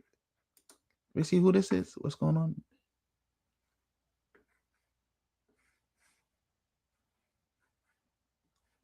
on? That's Cap. Let me see what you got to say. Thunderlion, there's you have no truth with you, and stop talking to her mistress, please, because again, I think she don't want to talk to you anymore. So yeah, because I'll do, if you got something intelligent to say, just let me know so I could debunk it in real terms and in real time. But shout out to everybody in the building. Shout out to our new member. I think again, Emma. Okay, let's keep going. He's now deceased, but he is the father of the modern anti-immigrant movement. Now, let's just read about him a little bit. John Tanton was the racist architect of the modern anti-immigrant movement. He created a network of organizations, the Federation for American Immigration Reform, the Center for Immigration Studies, and Numbers USA, that profoundly shaped the immigration debate in the U.S. About John Tanton, a retired Michigan ophthalmologist, Tanton had white nationalist beliefs and wrote that to maintain American culture, a European American majority is required. In his own words, I've come to the point of view that for European American society and culture to persist requires a European American majority, and a clear one at that. December 10, 1993, a letter to the late Garrett Harding, a controversial ecology professor. Now that we have learned about the racist architect of all this anti-immigrant bigotry that we see now we need to learn about the organizations he created and the networks that they spawn. Federation for American Immigration Reform. The Federation for... Shout out to Carlette for coming through with gifting 5 memberships. Family, if Carlette gifted you a membership, make sure you thank her, and also you keep the membership going. You can lower it, you can raise it, but keep the membership going. Thank you, Carlette. Much appreciated. American Immigration Reform, FAIR, is a group with one mission: to severely limit immigration into the United States.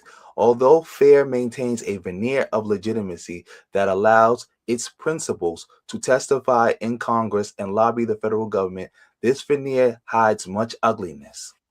FAIR leaders have ties. Yes. They all operate under this fake veneer of, oh, we're just talking about immigration. Oh, we're just concerned about the nation. It's fake. It's just hate. It's just hate. The same thing with FBA. FBA constantly deploys the Motley Bailey fallacy, where they will say the most hateful, bigoted things, and then when you press them on that, they'll try to retreat to the, oh, we're just concerned about immigration. Oh, we're just concerned about our community and this and that and that and this. They can't never stand on what they said. They can't never stand on what they said. Can't do it. Hood Mistress, let me know if you want me to time them out. Let me know. Because I don't know if you want to keep talking to them, or you might want to keep talking back and forth with them. Just let me know. Shout out to you. To white supremacist groups and eugenicists, and have made many racist statements. Its advertisement has been rejected because of its racist content. FAIR's founder, the late John Tanton, has expressed his wish that America remains a majority white population, a goal to be achieved presumably by limiting the number of non-whites who enter the country. One of the group's main goals is to upend the Immigration and Nationality Act of 1965, which ended a decades-long racial quota system that limited immigration mostly to Northern Europeans. FAIR's president, Dan Stein, has called the act a mistake. And now that we have some background information on FAIR, the flagship organization, now we're going to learn about PIFA's connection to FAIR. The same PIFA that Yvette Carnell was a board member of, that she only resigned from being a board member of after she got outed and exposed for being a board member of PIFA. And people started to realize, hey, PIFA is just a white nationalist front. And she left them to maintain some level of legitimacy, even though I don't understand how she could maintain any legitimacy for being a part of a white nationalist front group, especially at that high of a rank. Because there's no way you're that stupid that you didn't realize what was going on. You knew. But she left to maintain some level of legitimacy. But here, we're going to get some background information into PIFA. Many speakers at PIFA's events have links to John Tanton, the racist founder of the modern anti-immigrant movement. Representatives from Numbers USA and the Center for Immigration Studies, groups founded by Tanton, participated. The incestuous nature of the Tanton network was embodied in the person of PIFA's executive director, Leah Durant, who formerly was employed by FAIR's legal arm, the Immigration Reform Law Institute. FAIR, which the Southern Poverty Law Center lists as a hate group, was founded by Tanton, who still serves on the group's board. For a time, Durant also was a part of Choose Black America, a fair front group supposedly representing the interests of African Americans concerned with high levels of immigration. Yep. Again, Thunder Lion. I just addressed that. Like, see, this is the problem. Either you not listening or you just are slow. I just played the clip of Tariq when he first started pumping ADOS. I explained to you. He went from ADOS, then he tried when he saw that it was trademark, he tried to make his own little grift, and he tried to use Native Black American, right? He couldn't get that to pop. He went back to ADOS. Then he came up with Foundational Black American. Mind you, Native Black American and Foundational Black American is not the same thing. He just says, oh, I got the term from Claude Anderson as a way to legitimize the term. There is no legitimacy. Like I said, Native Black American is a real term. It really exists. It really exists in academia. You can look it up. You can't trademark it. You can't own it, because it's actually making reference to a group of people. That's why he came up with Foundational Black American and immediately trademarked it. Because it makes no sense. Like, use your brain. If the term is Native Black American and Dr. Claude Anderson is already pumping it, and that term is in the lexicon of academia, in the government, and in media, why come up with a new term that has to be explained? Why do that? You do that because you're grifting. You do that because it's not the same thing. Like, I could do that right now. I could come up with a term right now, dark Black American, and claim that I got that from Claude Anderson, Native Black American. And then I read the way I define dark Black American is not what Native Black American means, just like Foundational Black American. For instance, Native Black American got nothing to do with no so-called Black Aboriginals and no Moorish explorers. Native Black American does not disqualify somebody from being Native Black American because one of their great-grandparents was from Haiti, which is what Tariq is saying about Roland Martin. It's not the same thing. But we're going to continue on. That's not what he said. That is what he said.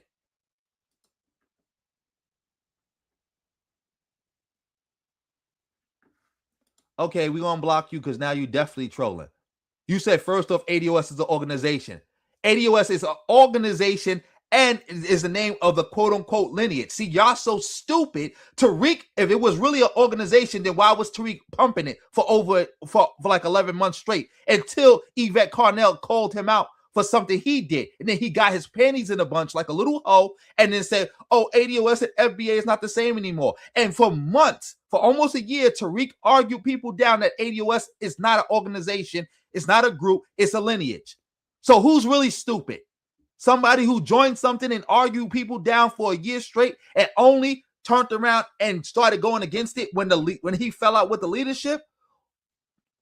Or me, who knew it was a group / so-called lineage from the Jump Street? Who knew? Who's stupid? Matter of fact, you're the stupidest one of us all because you're the one who's following behind it. You're following behind a trademark. In fact, I think we did enough showing how it's a trademark. Matter of fact, I did enough proving that it's a hate cult, by the way. And the funny part also, Dr. Claude Anderson is also a part of the John Tanton Network. Y'all didn't know that.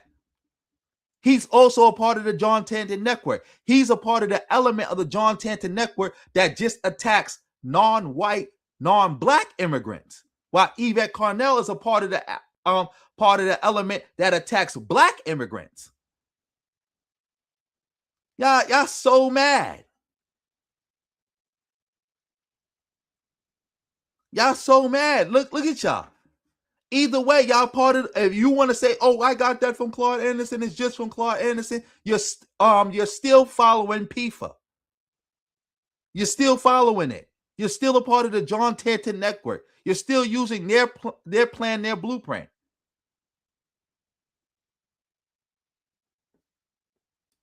Of course he in denial. They gonna be in denial because, again, a lot of these people wreck their lives. A lot of these FBA bozos got real smoke in their real lives pushing this FBA stuff. And that's why they can't handle that it's a lie. They can't handle it. A lot of these people done did things in real life, said and did things in real life that they can't come back from, pushing FBA. And for them to watch this and see that it's all lies, they don't know what to do with themselves. They don't know what to do with themselves. That's why they're going to keep trying to push it. That's why they're going to keep trying to push it. Shout out to Remember the Paula Waller in the building. Yes, Dr. Clark Anderson is a part of the John Taunton Network. It's just that he was a part of the non-black immigrant hate part. Like non-white, non-black immigrant hate part. That's why when he was talking about it, he would mainly talk about people of color immigrants like Latinos, Asians, Arabs, Indians, that type. See, this is what I'm saying. That's the Trump card right there. I've been waiting for somebody to try to test me so I could really show the receipts on that. And also show that Tariq is such a goofball and a grifter. Like that's what I'm keep saying. Like these people don't know what they talking about. To what they want an honest discussion.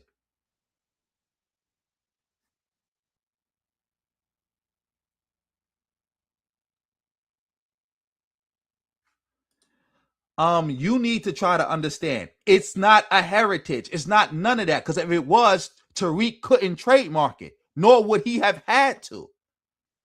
Nor would he have had to.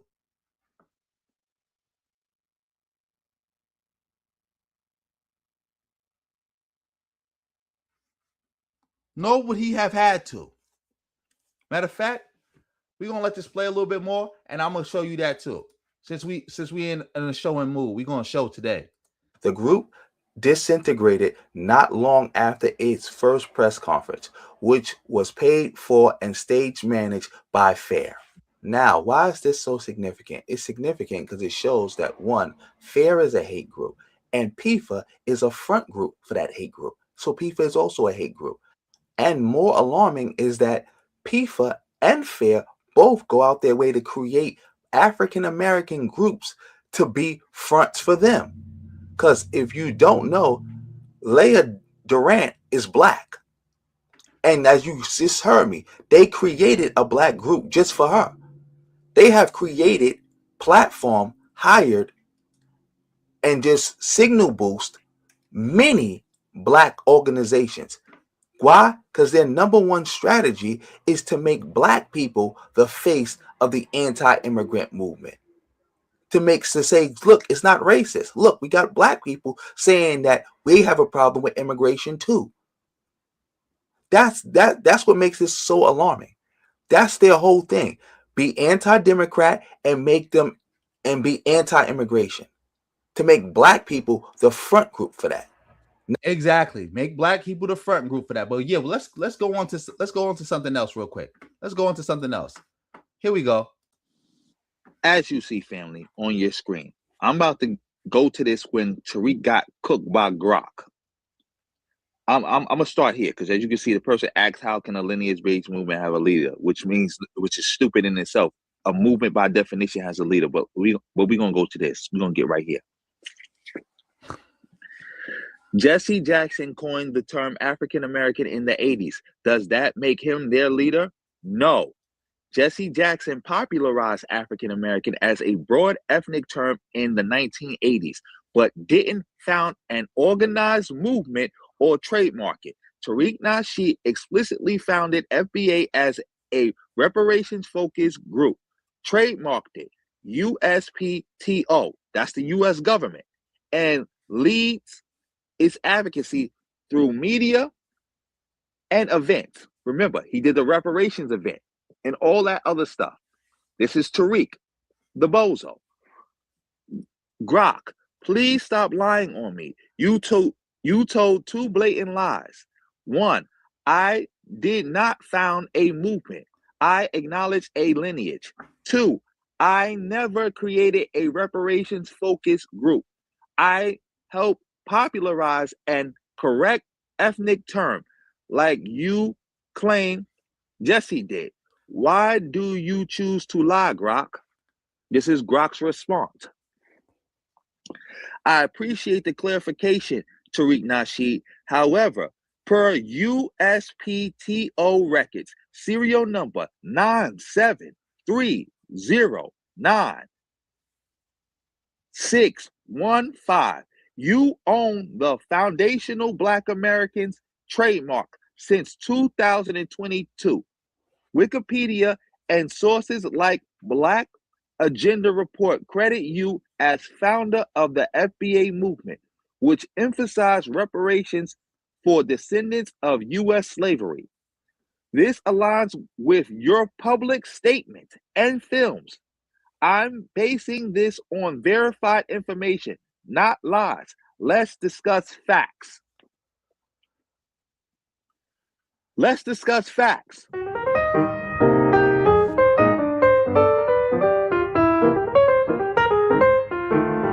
Let's discuss facts. Is that what's that dude name? Is he still in the building? Because I got some more for you. Are you still in the building? Talking about somebody is scared of good faith arguments or a debate. I ain't scared of no debate with y'all.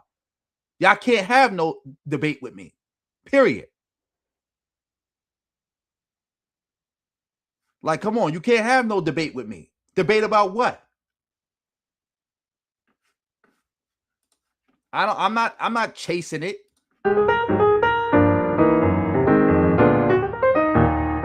Like this video, share this video, comment on this video, subscribe to my channel, hit the bell, and make sure you watch this video to the end.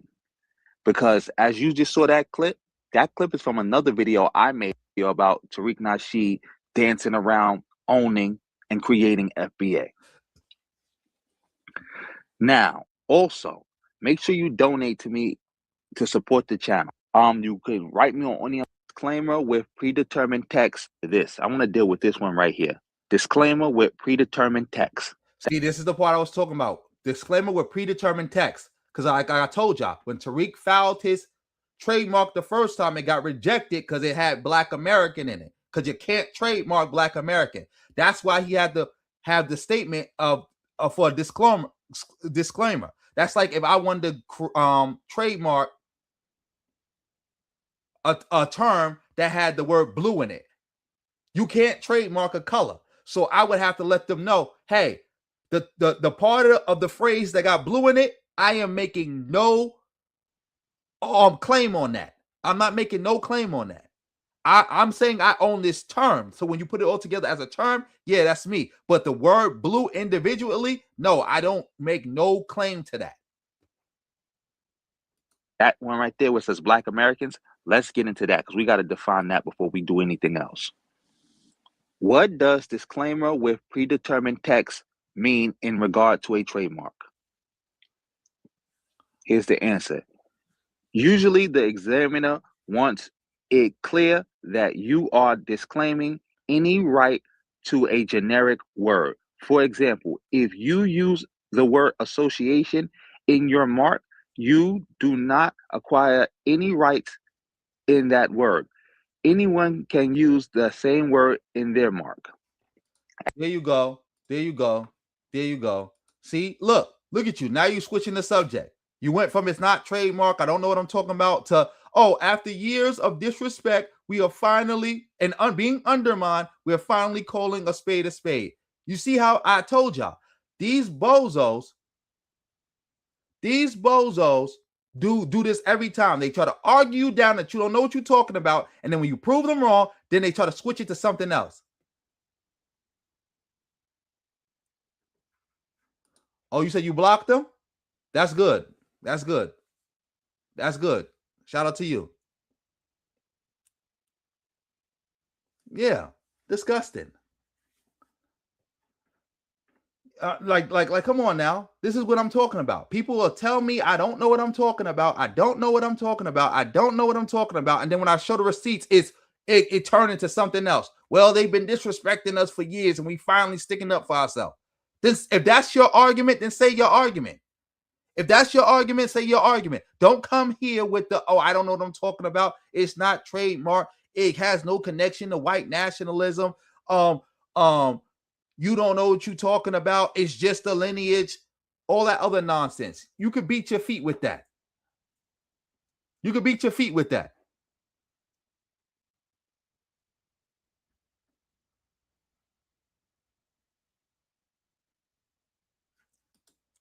They don't care. And shout out to you again for becoming a member of the channel, Emma. That's your name, right? I could call you Emma. I mean, let me know.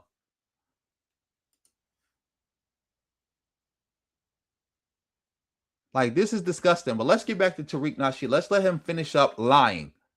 Let's let him finish up lying. Shout out to everybody in the building. Let me make sure my audio is good. Make sure the audio is good. Make sure everything is good. And we're going to get back to this. Again, shout out to Emma for becoming a member of the channel. Yeah, let's get back to this. Shout out to everybody in the building. So they keep throwing around these extreme labels so they can try to get us to abandon our own political bottom line and us be the muscle for groups that don't offer no reciprocity at all. You understand? Damn all that. See, they got that selective lineage loyalty. See, these media figures with these immigrant backgrounds like Roland. Roland has Haitian ancestry. You're naturally going to advocate for your own lineage. But when the TPS status decision But what about the other part of his lineage?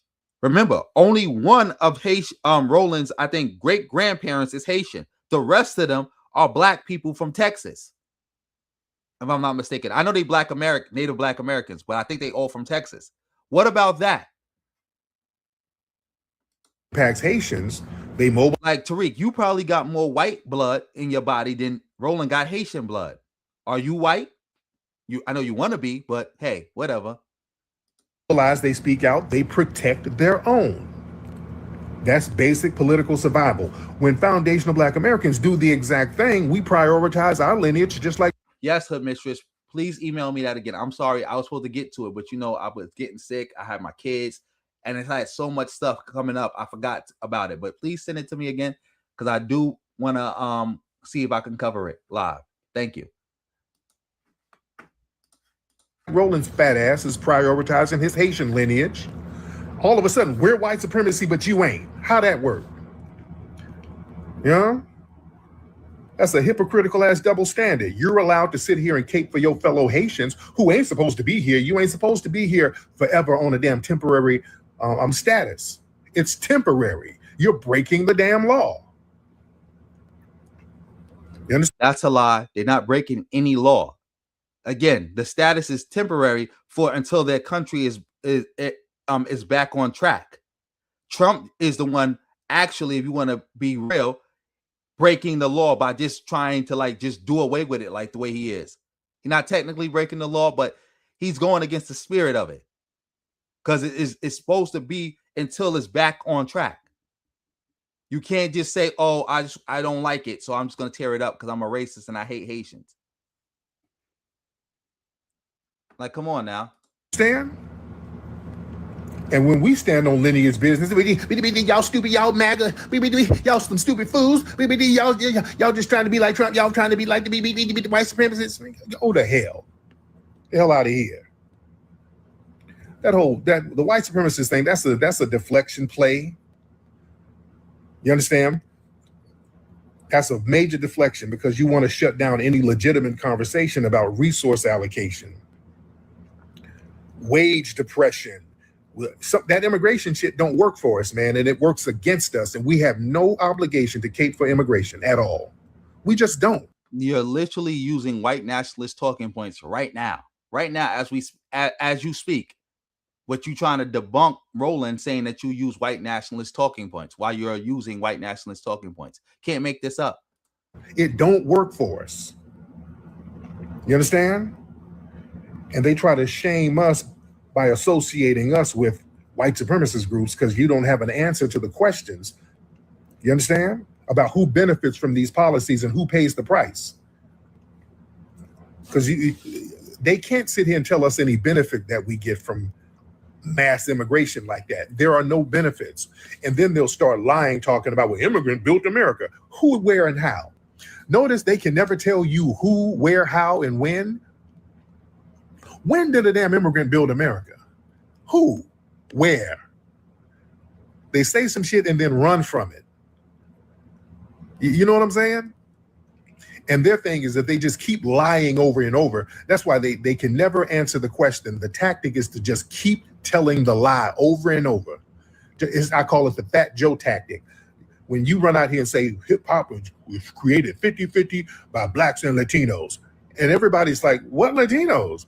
Well, we're from the Bronx, so we was there. What? Who are these Latino pioneers? And nobody can ever name them. They don't exist. Tariq is still lying about hip hop. People done did this already. Like, how many times we got to do this? Let me see if I can name some pioneers real quick. DJ Disco Wiz, pioneer. Crazy Legs and the Rocksteady Crew, pioneers. The whole graffiti movement in New York was started by Latinos. Pioneer. Yeah, let me name Phase 2. Yeah, Phase 2 is the one who created bubble graffiti, which is the basically the official graffiti style of hip hop. Pioneer. Like, what are you talking about? Cut it out. He always does this. He just makes claims and then says nobody can answer it. That's FBA 101. I'm going to make a claim and then say nobody can't answer it. Same thing with these immigrants who built America. What immigrants built America? This country was built from top to bottom by goddamn foundation of black Americans who were enslaved. What immigrants are you talking about? Who, English? They didn't have an agrarian culture. They were over here starving. So what you talking about? Come on, you got to slow walk this shit with real history. Who are you talking about? What immigrants you talking about built some shit over here without us? Because when they tried to build something by themselves, they failed. All of them failed. Come on, man. They don't want to talk real history. They just say some shit and then run off. I want to hear who, when, and where did these immigrants do all this damn building without us right there? They can never answer that question, family. They can never answer that question. Built what? What did you build? We were clearing the streets. Some of them try to say New York. Man, if you don't get the hell out of here, foundational black Americans cleared the swamp land and the marsh to make New York what it is.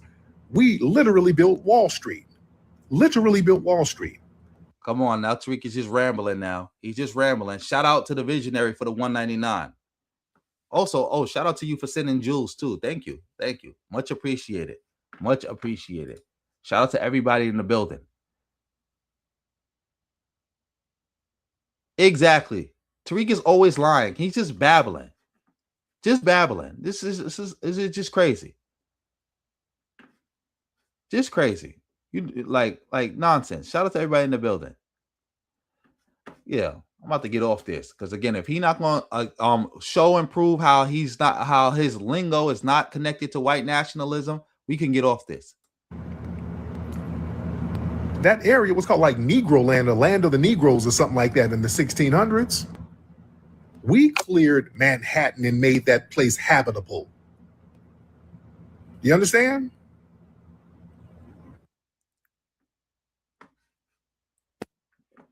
Oh, so we cut out. He cut out. Oh, let me see something. Shout out to Acute Treasure. I think that's your name. I can't see your name because it's like I'm looking at it on this other screen, but it's not on the StreamYard stream. So thank you for the jewels. Make sure you drop a comment so I can properly thank you. I think it's, matter of fact, that's not Acute. Is that actual? I know I see Treasure. But shout out to you. Thank you for the jewels. And we've assisted everybody, ladies and gentlemen. Every damn movement globally and domestically, we've assisted. We've kicked open the doors for damn near every group. Asians, Middle Easterns, Africans, Caribbeans, everybody. The minute we say, okay, we've done enough for a lot of people, we want to get lineage-based reparations because we've extended ourselves, helping so many people. So now it's time for us to get compensation and compensatory justice for what has been done to us. And all of these damn groups stood up in unison against us getting reparations. all of them. You understand? And then you wonder why we ain't putting the cape on no more.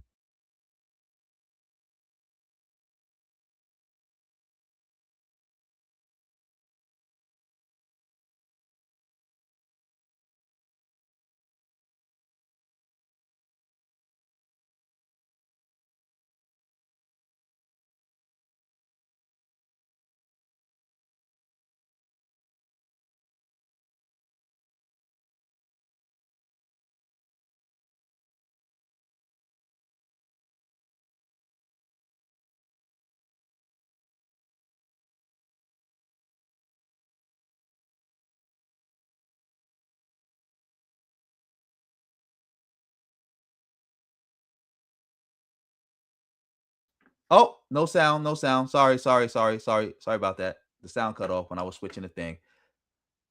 Shout out to Actual Treasure. Thank you for the jewels. Thank you for dropping the comments. Thank you. Thank you, Mac Nasty, for for helping me out by putting that there. Sorry about that, family. I'm back. That's my fault. That was my fault. The sound cut out and I ain't catch it because they let me know when the sound cut out. I ain't catch it. Thank y'all. Because I'm looking at a bunch of stuff. But yeah, I'm about to get off this. Tariq is just going on a fake bozo history lesson that nobody want to hear.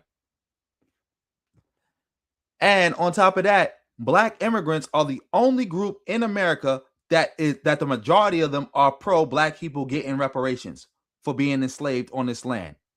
Black immigrants. No other group of people. Only Black immigrants. But y'all spend all y'all time attacking Black immigrants. That's what y'all do. Y'all spend all y'all time attacking them. Disgusting.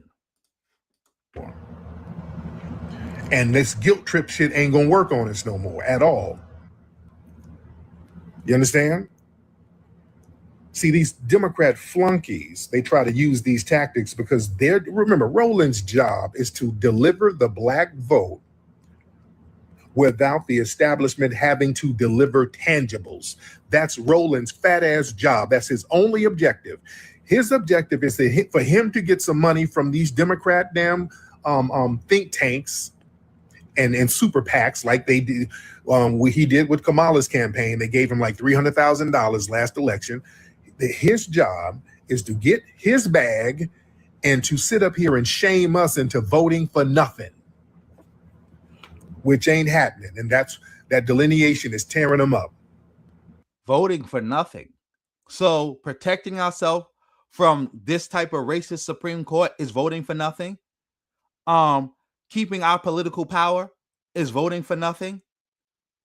I need you to like explain how this is voting for nothing. That's why I said I'm about to get off this. He's not addressing Roland Martin no more about his claims about him using white nationalist talking points.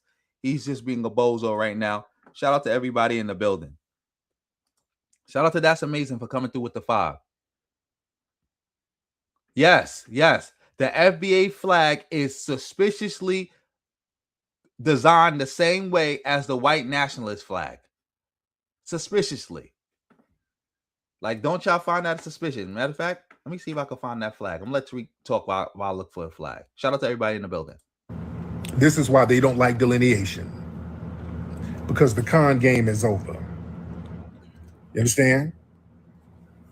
And when we start demanding a return on our investment, instead of this empty promise nonsense, that threatens the job security of these gatekeepers. And this shaming nonsense, that's a desperate attempt to try to herd us back in line so the gatekeepers can maintain their little janky status with the establishment. That ain't working no more. You understand? Because there's a shift from emotionalism to strategic politics right now. These tactics ain't working no more because foundational Black Americans, we've transitioned out of just the emotionalism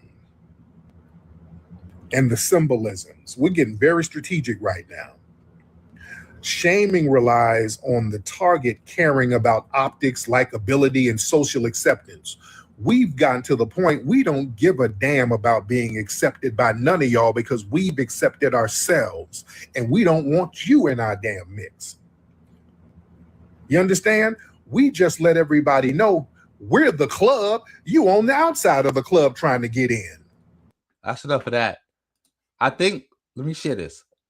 Can y'all see my screen? I think this is the flag right here. Can y'all see that? I think that is it. Okay. I think it's this one.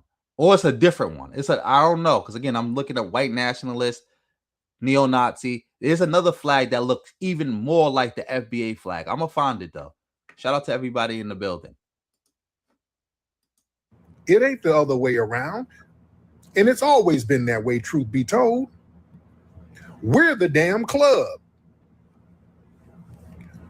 And you standing in the velvet rope in the front trying to finesse your way in. You need to get in our shit. We don't need you. That's enough. That is enough of that. Shout out to everybody in the building. Shout out to everybody in the building. Matter of fact, we about to move on to this. Somebody, let me go to here. For all you who don't know, this is Big Ward the Genius. He hit me up on Instagram. And family, you can always hit me up if you want to. Follow, it's in the description box below. All my social media sites, my DMs is always open, or you can email me, whatever you want to do. Big Ward hit me up talking about how he made a video to me. And I'm gonna check this out. If it's corny, we just gonna get off of it and we're gonna move on to something else. But here we go. It's his video. I ain't black no more. Good evening, good evening, good evening. Today is Sunday, May 31st, 2026. Damn, this is old. Back with another episode. Thank y'all for tuning in. I really appreciate it. And just like that, we're one day away from 6 months gone. We're 6 months into the new year. What's new about it? It's almost over. It's supposed to be the new year, but it's really almost gone. Merry Christmas. Happy New Year for the next one, I guess. All right, I'm speeding you up, Big Ward the Bozo. But anyway, thank y'all for tuning in. I really appreciate it. I just got another nasty email.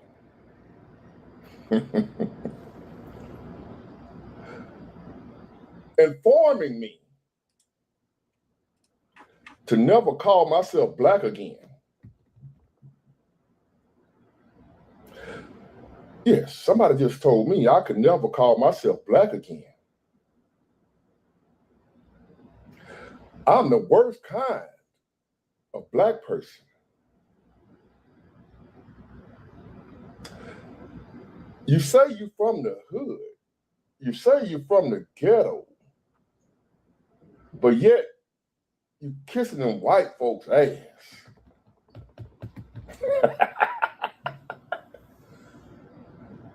You don't represent the black culture. How are you from the hood and you don't understand the black culture? No, it's just email. They criticize, telling me about me, how I'm not black and I don't understand the black culture and how did I come from where I came from and call myself a black man. I'm up here kissing them white folks' ass, And last but not least, the worst thing I could have ever done in life. The worst thing I could have ever done in life, I was told. Not the fact that I allegedly sold crack. That ain't the worst thing I could have done as a black man. No. Not that I've allegedly busted a few rounds at a few black people. Allegedly. That ain't the worst thing I could have done as a black man. Let me repeat that. I allegedly sold crack. Come on, Big Ward. You gotta do better than this. Like, don't hit me up no more if this type of videos you making. Don't hit me up no more to address anything you got to say. I was allegedly, it's not been proven. It could be a lie. You know how people lie. It was alleged that at one time I was one of a large, like a type of pusher mover in Mobile. Allegedly on the street called Patton Avenue. That's what I heard. I don't know if it's true. I don't think it's true. Folk be lying on me. But it's alleged that I was a high up crack, dealer in the 90s. Allegedly. Anybody listening from law enforcement, that shit ain't been proven. I'll be on here lying for views and clicks and just entertainment purposes. He doing a Hassan Campbell where they pretend like they was this big time criminal, but they gotta go allegedly and say I'm playing and I'm joking. When you was not that. Come on, get out of here. If you was anything close to that, you wouldn't be doing this what you doing right now. That's a fact. You wouldn't. Or you told on people. That's why you doing stuff like this now. So I ain't sold a goddamn thing. But it's alleged. It's alleged.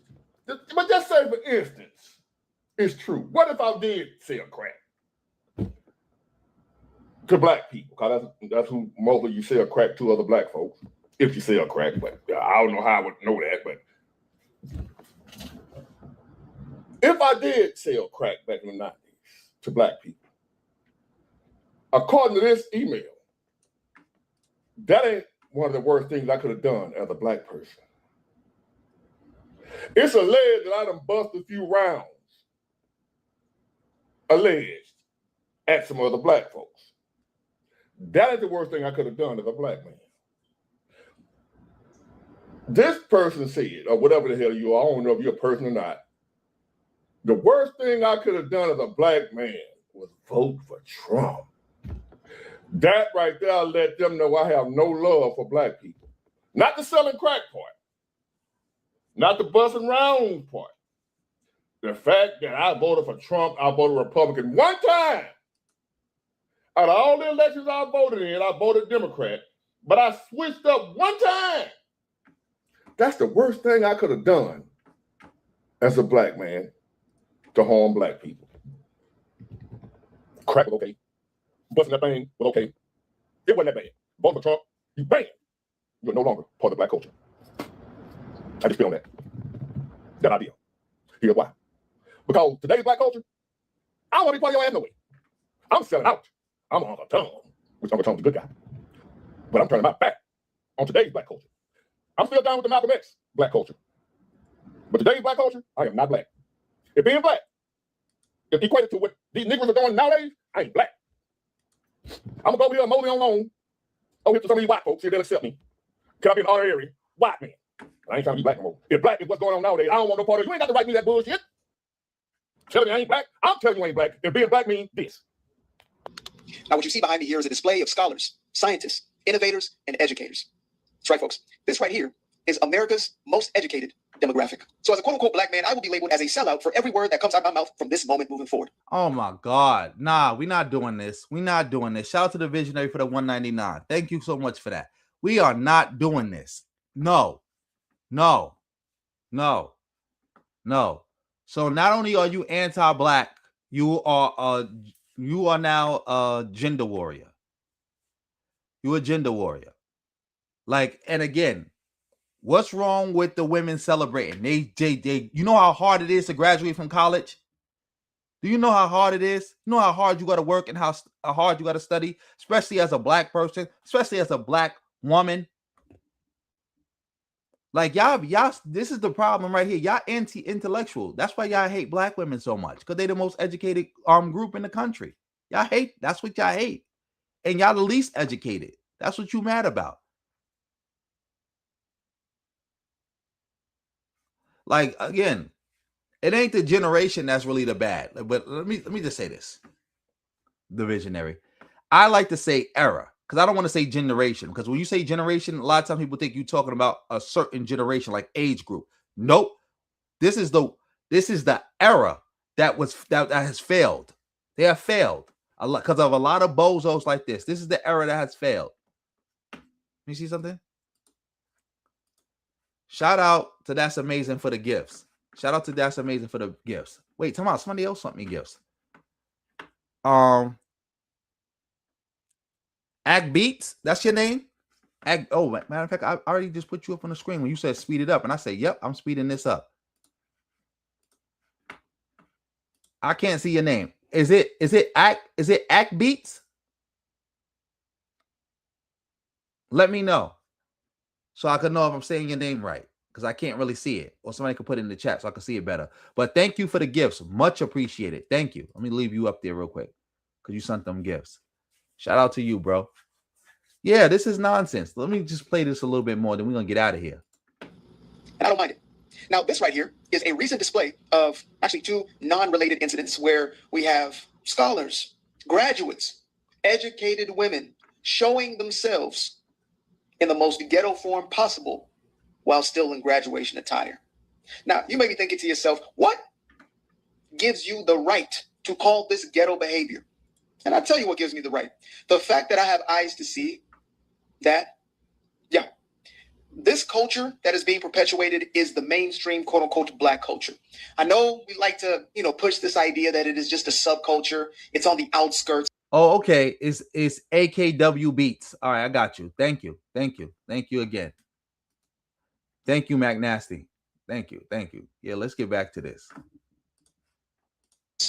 But the reality is this has become the main culture. This has become, quote unquote, black culture. And if you do not participate, you are seen as a sellout. You are seen as, quote unquote, whitewashed. You are seen as problematic. And if you call it out, God forbid you call it out. So mainstream black culture is graduating from college and celebrating. I'm happy that that's mainstream black culture. I'm happy celebrating and graduating from college and being educated. That's mainstream black culture. I'll take it. I'll take it. You are a sellout.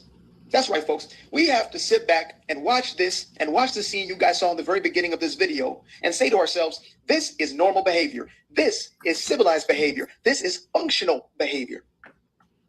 Now, I'm not. What's wrong with celebrating at a graduation? Because white people said there's something wrong with it. White people complaining about it. This is the same thing. This is how we always have the problems we have. Every time black people do something, there's always, and then white people attack it just because black people are doing it. We always got a group of people who try to come and intellectualize the attack. It's the same thing with the so-called ghetto names. Same thing. I was just thinking about that the other day because I saw something on I think I saw something on Instagram or whatever because I was checking the Instagram because of this bozo, by the way. Yeah. It's the same thing. Every time black people do something, white people attack it, and then we have a bunch of bozos come and try to intellectualize why it's actually bad, why it's actually not a good thing. Do you know that white people celebrate at graduations too? They turn up, they play music, they get crazy, they celebrate themselves. Mind you, this is after the graduation. The graduation is over. It's over. It's over. This is not why they trying to conduct the ceremony. People like, forget this ceremony. Let's turn up. Like, come on now. This got to stop.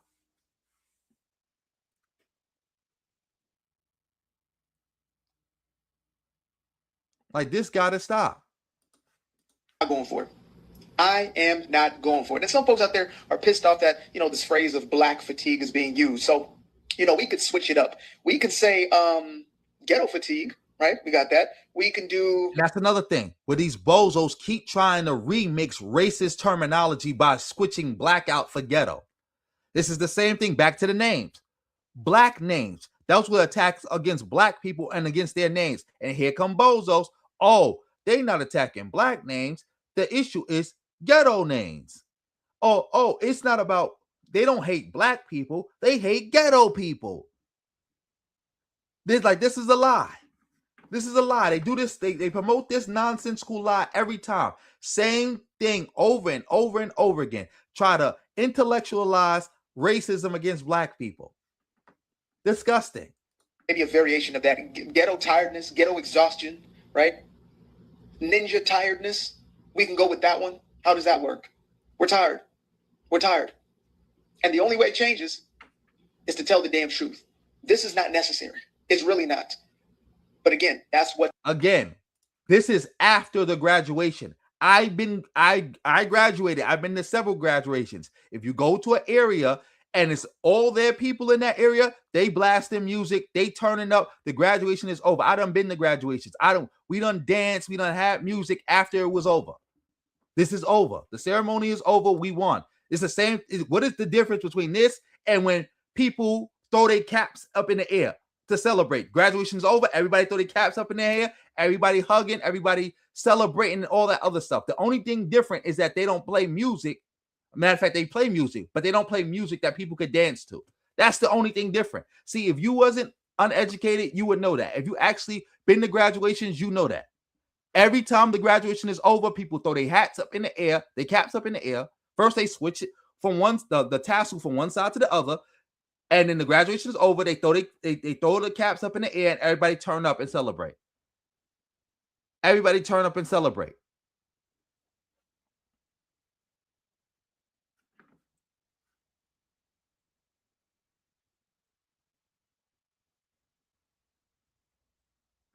Like, come on. Disgusted. The culture promotes.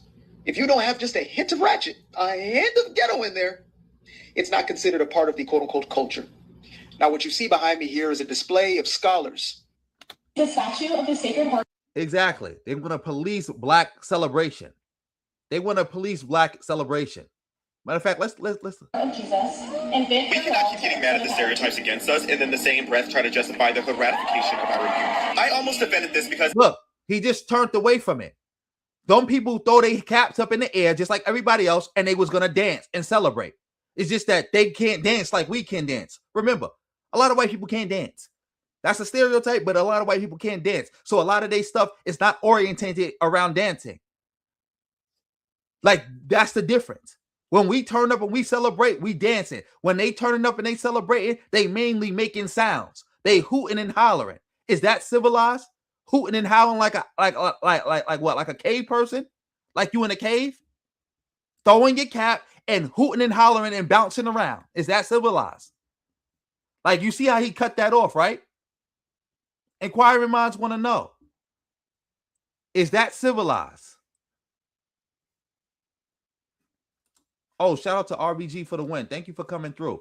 And you came through with a great comment. A lot of these, because it's not just, FBA is not just anti-black immigrant. It's also colorist, and it's also anti-intellectual and pseudo-intellectual at that. They hate black, and they also gender warriors. They hate black women because, again, black women are the most educated group in the country. Like, let's say, for example, if them black girls would have did the same thing that those white girls would have did, he would have called them ghetto for that. Like, oh, why y'all throwing the caps around after y'all graduate and y'all hugging on each other, jumping around, bouncing around, making monkey noises, hooting and hollering, jumping and grabbing on each other like you ain't got no sense, making monkey noises.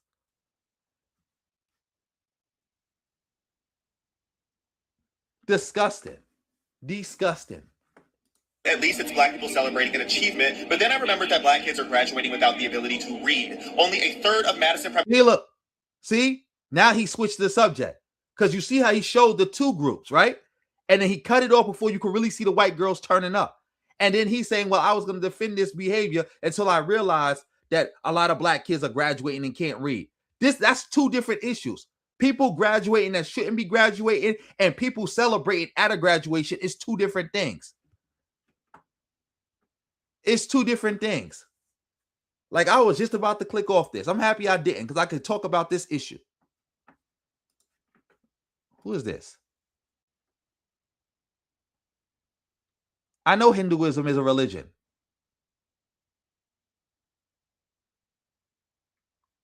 I know that.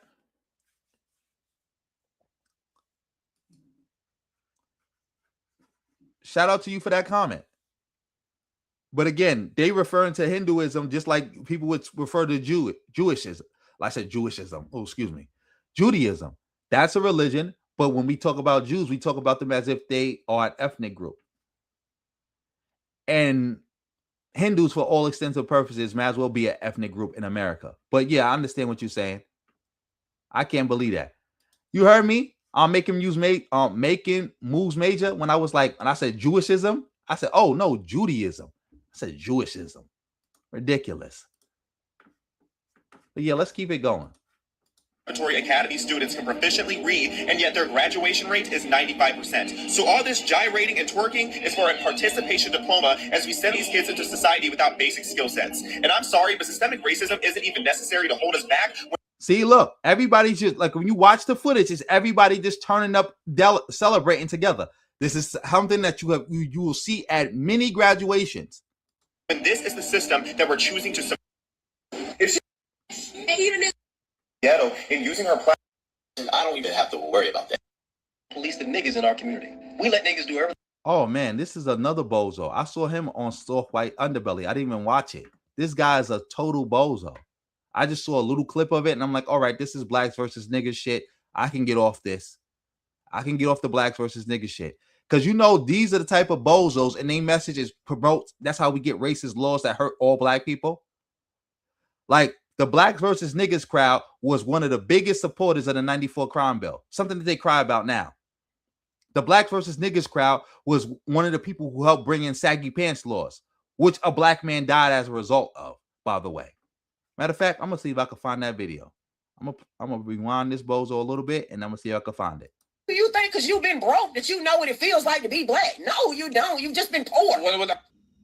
Niggas ruin everything for black people. The main reason for why black people have so many problems is because we don't police the niggas in our community. We let niggas do whatever the fuck they want, and guess what? They have a blank check to do whatever the fuck they want. There's no consequences for being a nigga in the black community. Everything within the black community is destroyed by these people. They do nothing, they offer nothing, they provide nothing of any value. And guess what? We let them do it with no fucking consequence. And in the moment you criticize them, you're wrong for doing so. When someone like myself makes a distinction between black people and niggas, we get called coons, Uncle Toms, or say that we're less than black. I think what makes you less than black is allowing the people to give you the poor representation, the poor image that we have, a pedestal and a platform to speak, while silencing people who call them out.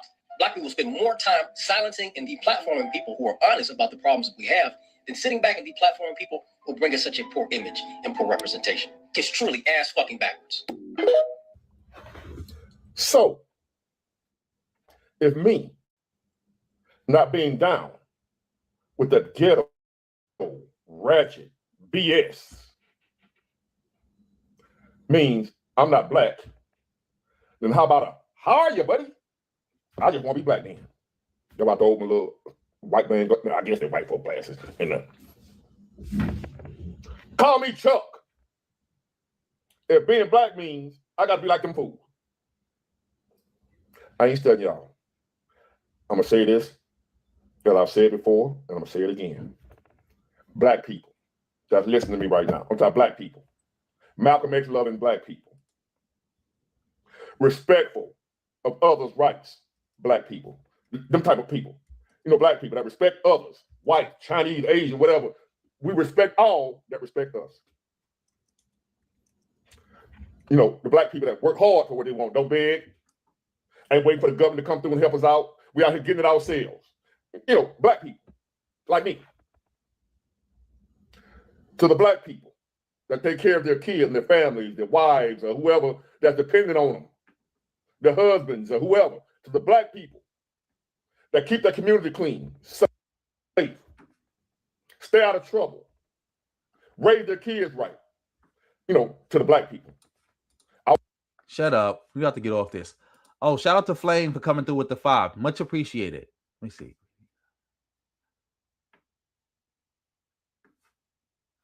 Oh, no. You didn't marry. You didn't marry no FBA man. FBA is a hate cult. FBA is a hate cult. You married a Black American man. You married a Native Black American man, African American man, but you did not marry a FBA. FBA is a hate cult. It's not a lineage. It's not an ethnicity. It's not a people. It's a trademark hate cult. We just went over that before you came in here. It is not a people. But shout out to you. Shout out to you. Thank you. And thank you for the 5. But yeah, I'm trying to find the saggy pants case where the dude died. He got arrested at the gas station and died. I'm trying to find that. I'm going to let this bozo keep going a little bit, but I'm trying to find that. I want to say, I love y'all. Y'all are who I rock with. You are who I represent. Who I want to be like. Who I want to be around. But I want to say, fuck the kid got it good. Bye. That was corny. That didn't make no sense. Matter of fact, let me switch it to this.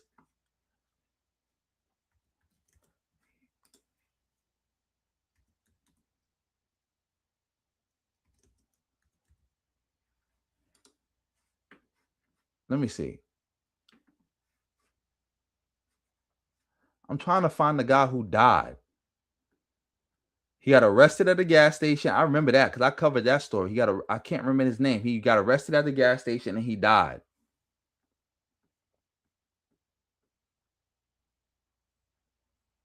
Let me see.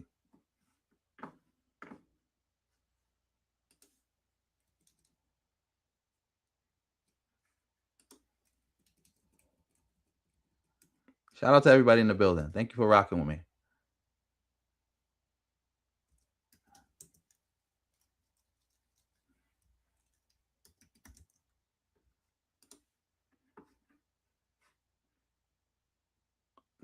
Dad, I can't find it. It was a brother too. It was a sad story. He got arrested at a gas station for saggy pants because of saggy pants laws, and he died in jail. Died in jail.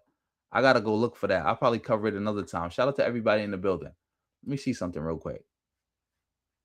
Speaking of Haitians, let's see what Megyn Kelly had to say about Haitians, and let's see Tariq agree with it. Because again, is that bozo still in the building? Who said I didn't know what I was talking about? Is he still in the building? I want to know.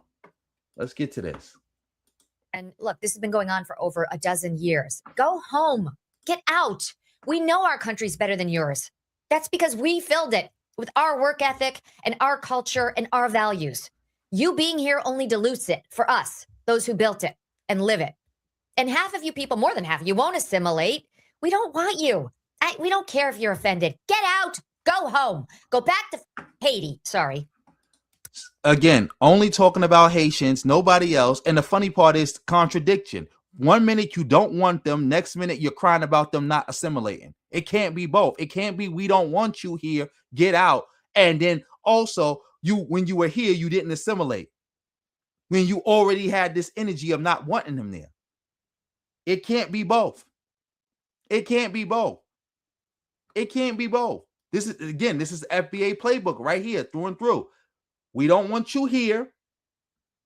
And we also mad about you not assimilating when you're here. Like nonsense. Exactly. Megyn Kelly, go back to Europe. Because we don't even know where you came from. I'm thinking about our friends in Ohio who've been dealing with these TPS Haitians for years now, who are drunk driving all over their towns and killing people. This is the whole cats and dogs thing. Like they don't want to live like Americans live. Again, The cats and dogs thing is fake. And the people of Springfield, Ohio are happy that the Haitians are there. The governor is happy, of Ohio is happy. The mayor is happy. Everybody's happy. The representatives in Congress, happy. Everybody's happy. We don't know what you just making up stuff. And this was supposed to be a temporary, it was supposed to be temporary help. And it's turned into another backdoor way of allowing someone permanent residency here. And they take advantage of all of our public services. Speaking of the wait, time out. You saying?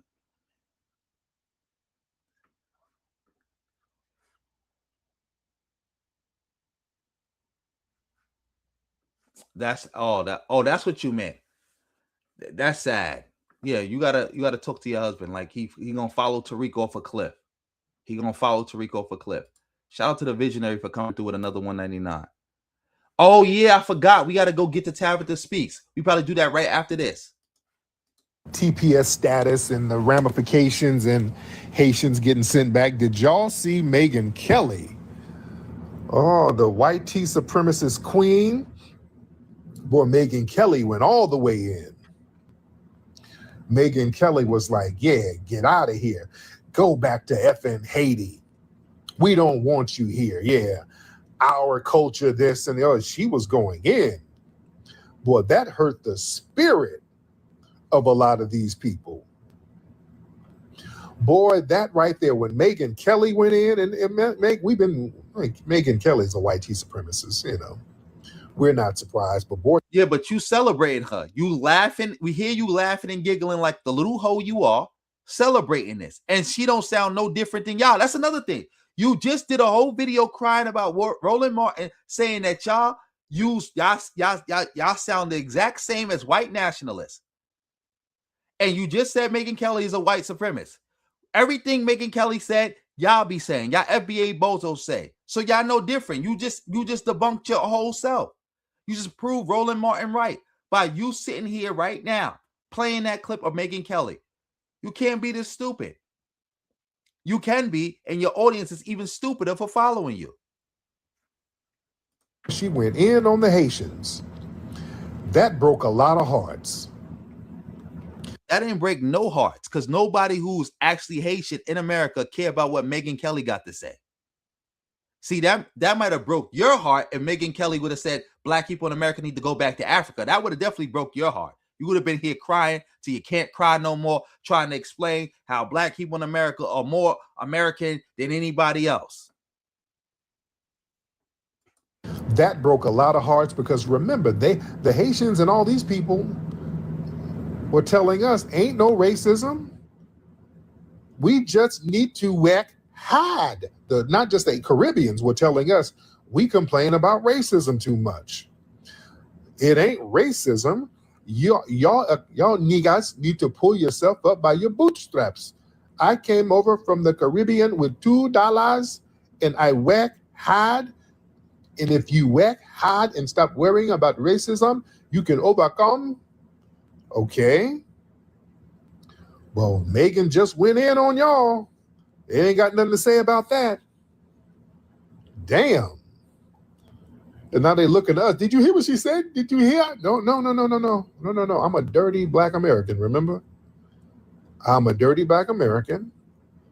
And yeah, you told me wasn't no racism, so I didn't hear nothing. I don't know what you're talking about. I'm over here trying to work hard. So I want y'all to understand. See? Lies. When has Haitians as a group said stuff like that? When have you ever seen that the majority of Haitian people in America said that racism isn't real and black people just need to work harder? When have you ever seen that or heard that? You just making stuff up. Understand something. See, a lot of these folks who are getting deported up out of here and whose family is in jeopardy of getting deported, see, they fell for the model minority con game these folks ran on your ass. Oh, y'all sat up there falling for that model minority con game. Let's open it up, y'all. Let's open it up. Yeah, they were saying we got a victim mentality. We ain't no racism. We need to stop whining about the white man. And see, the model minority myth that they applied to Haitians and other Caribbeans, it wasn't about no genuine respect or elevation. See, y'all thought these people were really y'all. So when was Haitians a part of the model minority? Like, come on now. You just be saying anything. Everybody know the model minority is Asians. Y'all let them gas your head up. Y'all sat your ass up here and let them gas you up. And then they flip on you. We told you that, but y'all told us, no, they're white people like me. They like my whack ethic. They love me. They don't love you niggas. See, they were weaponizing you to discipline us. You see, that whole illusion of being better, harder working black, they dangle that in front of you. And they didn't give you no real power, but they just wanted you to be a wedge. You understand? So now the wake-up call is happening. You see? You getting your damn wake-up call. See, the Megyn Kelly types, they would pull these people in the back room and gas their head up. They would get these melanated immigrants and tell them, you're not like, you're special. You're special, Toussaint. You're different. You're more capable than those foundationals over there. They start flattering your ass. Nobody used the term foundational. You just made that up. We about to get off this. Like, again, we already see that you defended Megyn Kelly. You attacking black immigrants. Like, we can go move on to something more productive. Shout out to everybody in the building. Pumping you up and you start believing it. See, the thing is with us, they would tell us negative stuff about Africans and Caribbeans, but we would check them. We don't, and still to this day, even though we delineated out, we don't sit around white tea supremacists just caca and kikiing and denigrating nobody. Yes, y'all do. Remember, Tariq, you denigrate black immigrants so much that the white nationalists tried to pay you to come on their show and do it. You forgot you said that? You forgot that y'all waving the red, white, and blue, saying that's black people colors when that was never black people colors? Y'all forgot y'all been doing all this? We don't denigrate Africans around. We don't sit with them denigrating nobody. What we're not doing is putting the cape on for you. So when they're doing it, we ain't jumping up with the cape. We're letting you fight your own battles. Remember, you work hard, so we're letting you work hard. Because we would step up and say, hey, no, don't say that about those cats. Don't say that. No. Don't say that he's primitive and no, don't do that. That's not cool. We would check them. But on the flip side, when they get you in a room, hey, Mdugu, those Black Americans, boy, they're so lazy. I know they are so lazy, right? I am nothing like them. I ate those niggas too. Y'all sit up there agreeing with them. You see, that's the damn difference right there. See, y'all sat there and agreed with them when they were denigrating us. Now that they're throwing you under the bus, we ain't putting the cape on. Oh, no. Oh, you thought you were special when they were pumping your head up. Exactly. Anybody can see it. Like I already said, Haitians are the most hated group of Black people in America. It's always been that way. Even going back to slavery times, it was that way. Like again, you're right. Shout out to the boogeyman in the building. Yeah, Tariq would have no content because again, what would he talk about? What would he talk about?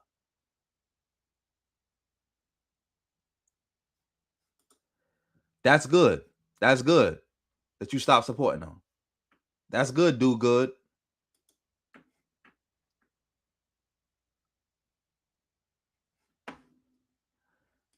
And you're not gonna get any reply. You're not gonna get any reply. Like, why would they respond to that? Like, because again, they have no answers. Not no good answers, by the way. Shout out to everybody in the building. Oh, shout out to Vegeta in the building. Yeah, exactly. Let's keep it going. You understand? See, they were letting you be a buffer class. See, and what happened, ladies and gentlemen, this delineation movement, it destroyed the playbook. See, the whole game shifted because, see, foundational Black Americans, man, we delineated. We drew a hard, unapologetic line in the sand regarding lineage, history, our justice claim in this nation. Foundational Black Americans disrupted the old dynamic. We stopped allowing our unique identity to be blended into some monolithic Black category. And because foundational Black Americans are now successfully standing on our specific lineage, that old tactic of swapping in an immigrant to speak for us, to undermine us, that don't work no more. Like, Tariq, come on now. Like, immigrants have been some of our biggest voices and helpers for Black progress in this land. You do know literally Black pride came to this land via news of the Haitian Revolution. There was no such thing as Black pride in America before the Haitian Revolution. You do know that, right? All the Black people who did have pride in this nation got that pride by learning about the Haitian Revolution. And then Marcus Garvey came and then taught Black people pride on a large scale, on just being proud to be Black, period. That's like literally the origin of Black pride in this country. Black pride, Black people feeling like they are somebody, they more than just being slaves and they could do something for self. That's where all that come from. No other place. There's no other place. Like that built us. Because remember, there's nation building and then there's state building. That was the nation building of Black America. That pride, that sense that we are somebody. We have accomplished things. That's why the Black identity stayed racial. Because a lot of times when people used to teach Black people that they have history and they could be proud of something, they had to point outside of the country. They had nothing inside of the country to point to. So they had to point outside of the country. They had to point to Haiti. They had to point to Kemet. They had to point to Ethiopia. That's the source. That's the origin. That playbook has been neutralized. You understand? Notice right after the Carmelo thing, what did they do? They got a bunch of these tethers trying to do the dirty work. All these tethers popped out. Carmelo is he's gonna lose. He's gonna lose. He's gonna lose. He's gonna lose. The boogeyman, $100 to not talk about Black immigrants. Nah, he can make $1,000 that live stream talking about Black immigrants. So why would he not talk about them? And look at him lying right now, claiming that Black immigrants are the ones running around attacking Carmelo Anthony and saying he's guilty and he's bad. Mind you, he has not said anything about Charleston White selling watermelon felon shirts and a bunch of Black Americans defending that.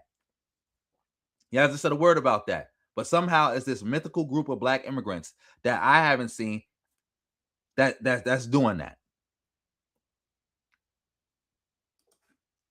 guilty. I am black, and as a black person, I am saying Carmela was guilty. And we're saying, no, you ain't of our culture. You are tether. You don't represent us. Go sit your ass over there with the white people. Your shit don't work on us no more, sir. You ain't of the lineage. We're doing. He's just lying. Like, this is adults who listen to this. He's lying. He's just making stuff up. Shout out to WT in the building. Background checks. None of that is working. And now that won't work no more, that expired utility, that leads to discardment, ladies and gentlemen. See, in a system built on white supremacy, you are only as valuable as your utility. For decades, the utility of these melanated immigrants was to act as a foil against foundational black Americans, ladies and gentlemen. They've been using tethers on our ass for the longest. That's why in politics, they keep elevating these tethers, and we're neutralizing that too. Because now we're checking their backgrounds and we're saying we don't want none of these people representing us. You understand? We don't want none of them representing us. The Congressional Black Caucus, none of them. We're openly saying that these people don't represent us. Kamala, get her up out of here. Obama, get him up out of here. Westmore, get him up out of here. Byron Donalds, get him up out of here. That's why they're losing now in these elections. You see, and that's why the Democrats keep trying to denigrate our lineage. Because, yeah, it ain't working for the Democrats or the Republicans or anybody. And the Democrats really need us to be this generic voting bloc that we're not going to be no more. You know? So, see, the white supremacist power structure, they look at that immigrant buffer class and you see that tool is no longer working. When that tool don't work no more, it gets discarded. That's why Megyn Kelly just took the mask off. Megyn Kelly never had a mask on. This is the same woman who literally like had a heart attack about a black Santa Claus. See, you just making stuff up. You're just making stuff up. And you are literally claiming right now that Trump racist ass went after Haitians because black people are saying that they delineate and they're not letting black immigrants speak for them no more. Like, that don't even make any sense. We got to get off this. We got to get off this. Shout out to everybody in the building. We got to get off this. Do I let him talk for like 2 more minutes or do we go to Tabitha speak? Let me know in the chat. Put 1 to let him keep going. Put 2 to move on. Her anti-Haitian rant, that wasn't just a glitch in the matrix. That was the establishment taking the mask off. A lot of these Haitians and other people, they were in absolute shock seeing how these people really feel about them. They thought their proximity to whiteness and their willingness to distance themselves from foundational black Americans would protect them. And Kelly, she said, hey, you're diluting our population. Go back. She went. Oh, we got a bunch of 2s. We out. Shout out to everybody for they 2. I ain't seen not 1. Shout out to the 2s in the building. We out of here. Deuces. Okay, we go on to Tabitha speak. I think this is the video. I think this is the one. Matter of fact, let me see it. Let me see. Is it this one right here? This is the one where she went full xenophobe? It got to be that one because I see her showing Megyn Kelly. Yeah, it got to be this one. It got to be this one. Yeah, we're going to go to this one. This is the time for all of us to raise our voices and to say this country is also our country, is also the country of our immigrants, because we are the one who built it. No, ma'am. No, ma'am. Yes, ma'am. Yes, ma'am. Immigrants built America. That America is an immigrant nation. What is it? 90% of the people in America are of immigrant background. They built the nation. Like, I don't know why I keep saying this. White people who came here built the nation. There is no America without white people. They were immigrants. Like, I don't get what you not understanding. The founding fathers and their ancestors came from somewhere else. They're the ones who literally built the United States of America as a nation. They're the one who founded it, everything. I don't get what this nonsense is where people think because you was a slave somewhere, you built it. You the only person who could claim you built something. That's not how that worked. There are people who could say, I built this skyline. They didn't lift one They didn't do not one shoveling of dirt. They didn't put one beam up. But they the ones who decided that the skyline gonna look like this. They the ones who greenlit it. They the ones who paid for it. They built it. And if they can say they built it, people who worked on it could also say that they built it too. This nonsense that somehow, some way, that America was just built by black people who were slaves and forced to build it. Those are the only people who built the nation. That's nonsense. But we got to keep it. We're gonna let her keep going. Because again, they're gonna say that's not fair. She didn't speak. Let her say her piece. Shout out to That's Amazing in the building. For the 5. Listen, I know that passions are running high. I know that the Haitian community is hurt. They are angry. They are afraid. I get all of the emotions. But no, you did not build this country. My enslaved ancestors built this country. Like I said, mind you, she said immigrants. She didn't just say Haitian. She said immigrants. And again, you black people are not the only people who built in America. And again, what did black people build in America? They built it against their will and they never got the benefit from it. Nobody ever got reparations for all that slave labor. They never got the fully benefit from America. Even to this day, black people are not fully American. We even going backwards. We in Jim Crow right now. This is nonsense. Immigrants did build the country. Like again, you can say, all right, a lot of the foundational work that was done in America, no pun intended, was done by the enslaved. But again, they were slaves. They were forced to do it. They didn't come here to do this. They didn't work on their own. They were enslaved and they were forced to do it. And they weren't the only people doing stuff. We got to stop acting like every scrap of infrastructure in America was built by enslaved people. That is not true. That is false.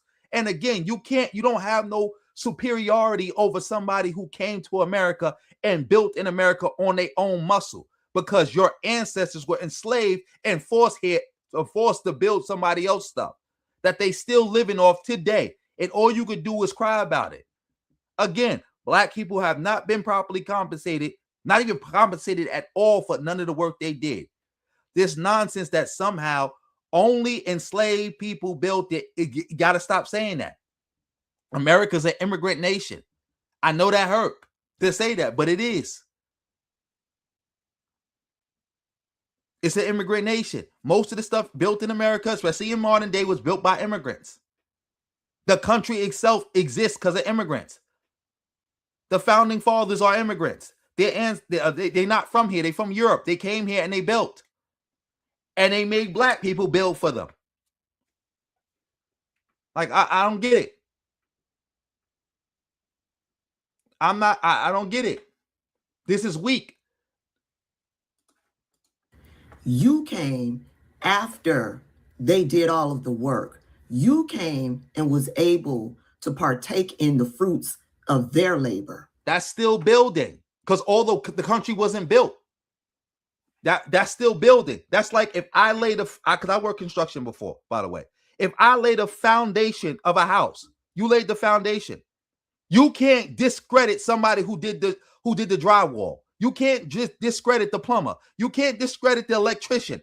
You can't discredit the person who put the roof on the house by saying, well, I built the foundation. You're not the only person who built this house. You're not the only one. You cannot talk down on nobody else. The person who did the tiling and the person who did the drywalling, the person who painted, the person who, again, built the frame of the house. You can't discredit all of them because you simply laid down the foundation of the house. Like, y'all keep making it seem like by somebody saying that we built America too, that's a direct attack on black people, when it's not. They never once discredit the work that black people did. They just celebrating the work that they did. Again, when I was working, I was mainly doing drywalling.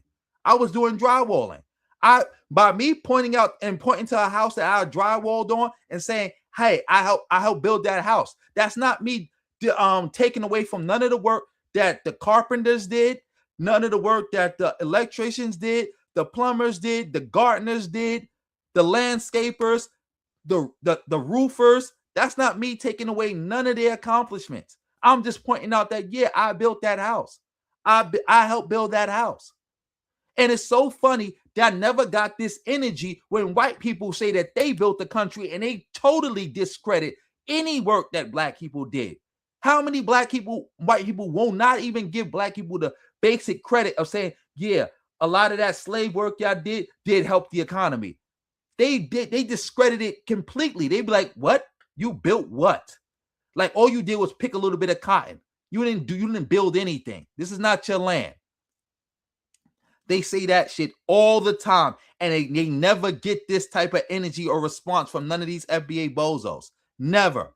Somebody simply pointing out that immigrants did, in fact, help build America elicit this visceral response from them every time.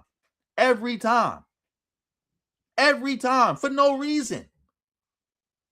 All this vitriol for somebody just pointing out that immigrants did, in fact, help build America. But again, when people like Trump and them say that, I'm not going to say Trump. I'm going to just say white nationalists in general to discredit black people by saying when we say that we built America, they be telling us that this is not even our country. We outsiders. We haven't even assimilated in the country yet. But never this type of vitriol, never this type of going back and forth. There's plenty of white people who are famous and positions of power who will argue down that this is a white man's country, that white people build it, and I never go this hard. Never, ever, ever. Never. Shout out to the visionary for the 199. It don't just belong to the Native Americans too. It do belong to black people too, because again, some Native Americans participated in our enslavement.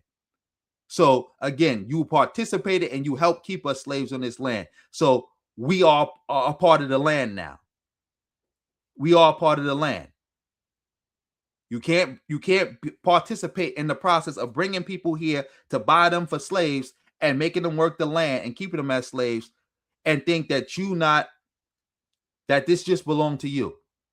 That's why, again, I heard somebody say this before a long time ago, that even if every immigrant had to leave America, black people whose ancestors were enslaved in this country would not have to leave. And Native Americans would have to just try to figure something out and talk about that.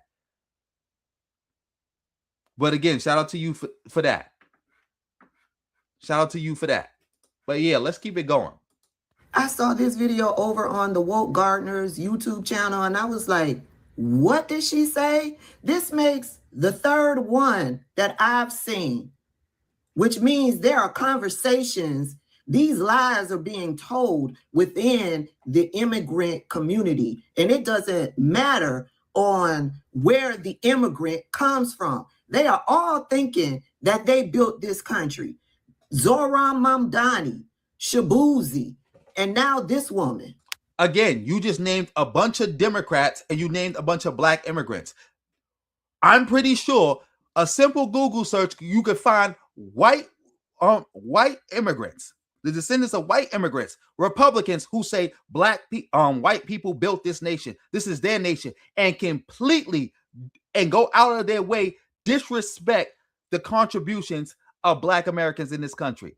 But again, no type of video, no type of pushback to that. You wouldn't dare go to nobody white page and say, oh, y'all saying y'all built America, but what about all the cotton my ancestors picked? You wouldn't dare do that. They'll laugh you out the room.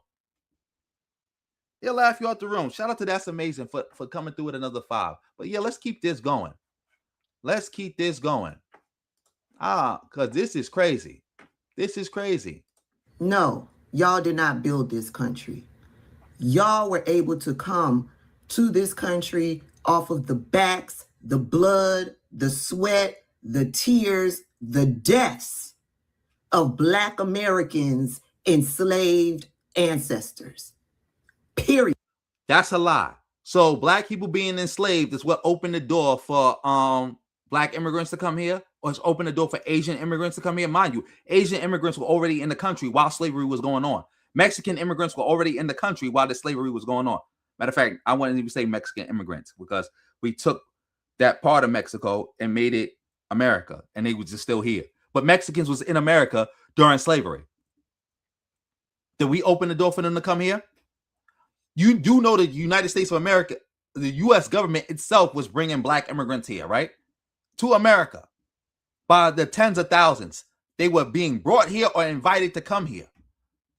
Like, that's another FBA lie that somehow there was only white people in America and black people and a little bit of Native Americans. And black people fought and said, no, you need to let people of color in this country too. And then that's how everybody got here. That's a myth. That's a myth. And then y'all came here and disrespected black. All right. I don't know who told me that she went full FBA, but she definitely is. So now you're saying that black immigrants, or just immigrants, I'm just going to speak for black immigrants, came to America, and after FBA brought them here, and then now they disrespect them and just attack them. Again, our biggest leaders were people who you would call black immigrants. Some of the people who got us the farthest we ever gotten were people who you would call black immigrants. Like, for every one black immigrant who you say being disrespectful, or even if you say for every 100, we got a Constant Baker Motley. We got a Kwame Ture. We got a Marcus Garvey. We got a Harry Belafonte. We got a CeCe Tyson. We got a Sidney Poitier. We got a Kareem Abdul-Jabbar. We got a Beyonce. And the list go on. That was worth it. If we got to accept 100 no-name, nobody black immigrants who say, I don't like black people and I love white people, and in exchange, that opens the door for us to get again, a Constance Baker Motley, then I take that. I'll take that. I'll take that. Every trip, I'll take that. But again, it's not even that. It's not even 100 to 1. Like I said before, there is no analytics behind this nonsense that black immigrants came to America and just attack and disrespect black people. Especially if you're talking about people from the Caribbean. There's no analytic. There's nothing to this. Nothing. It's only anecdotes. No analytics. Shout out to That's Amazing for coming through with another 5. You said Tariq is crying right now? That's good. That's good. We might even check that out after this. Americans in their own country. Please don't get down in my comment section and say, no, we don't think that way about our black American brothers and sisters. There are several within all of these immigrant communities that do not respect black Americans and their contributions to the. He just said it's several. It's several people. Okay, it's several. Who cares? Several is not a majority.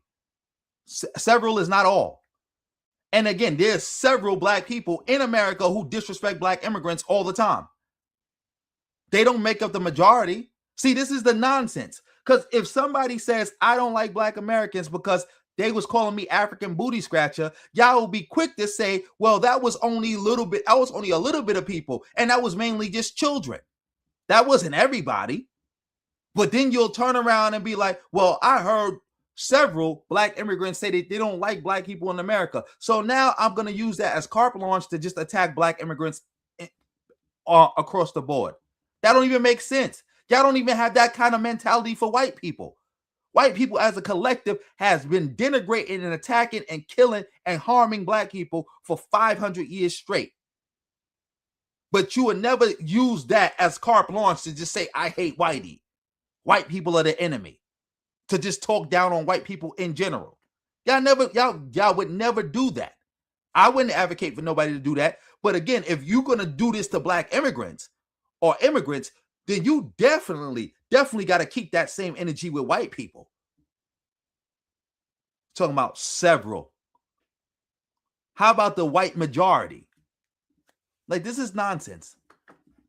This country, they don't respect black Americans enough to educate themselves on black American history.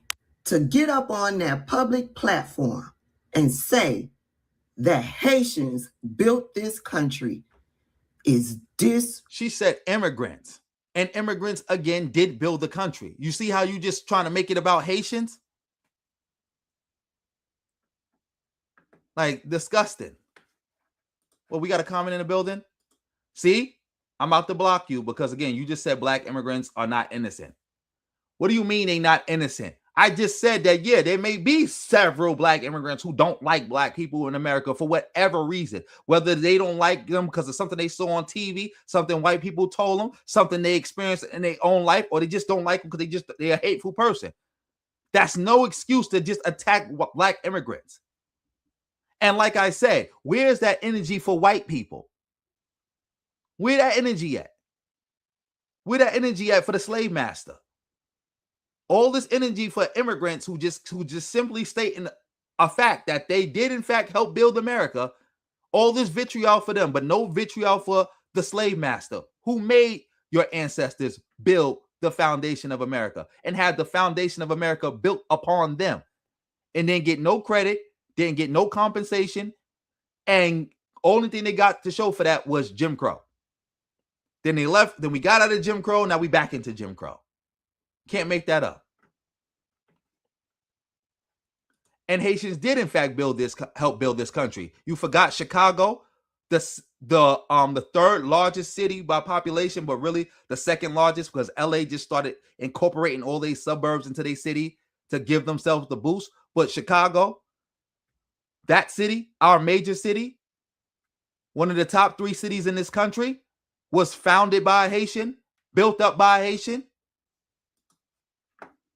I think that counts as building the country. Oh, look, somebody just came through with a comment. That just said what I just said. Just came through. That's how true it is.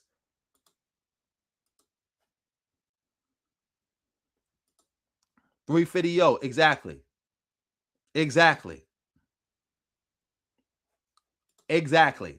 Exactly, the visionary. Exactly.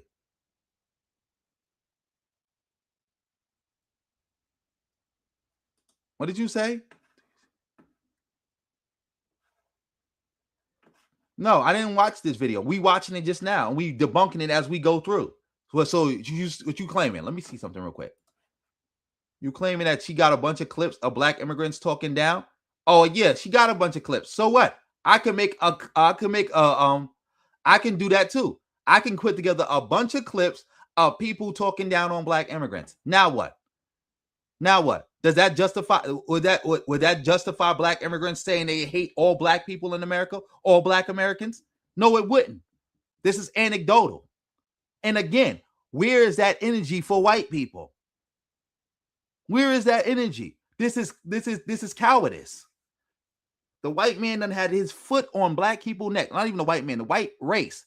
Remember, the first time black people got brought to this land was brought here as enslaved Africans. And we got brought here in 1526. It is now 2026. And that same white majority has had their foot on our neck that whole 500-year time span. A half a millennia. A half a millennia. So where that energy at?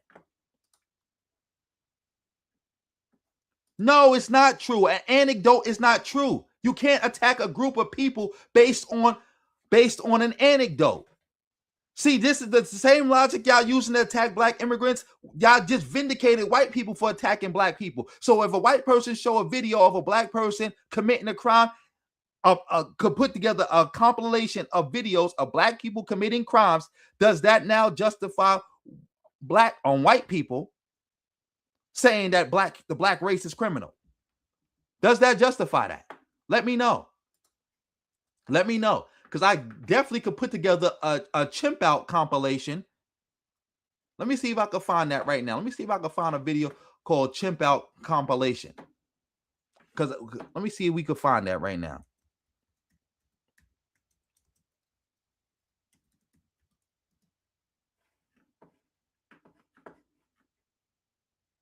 Oh, look, I found a bunch of playlists of that's called Black People Chimping Out.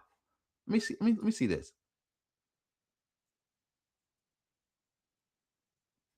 Yeah, let's go to that. Let's go to that. Let's go to that. We got we got that. Let's get back to this. Let's go to this. Let's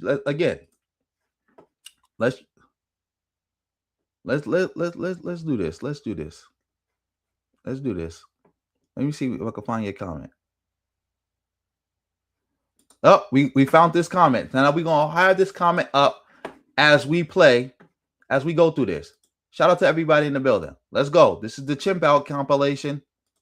We have more breaking news right now. Dozens of minors detained following a disturbance at a mall in Carson. News Chopper 4 was over that scene around 8 tonight and saw dozens of police cars. NBC4's Christian Gusset saw some of them being detained firsthand. He joins us live now from the South Bay Plaza with an update. Christian.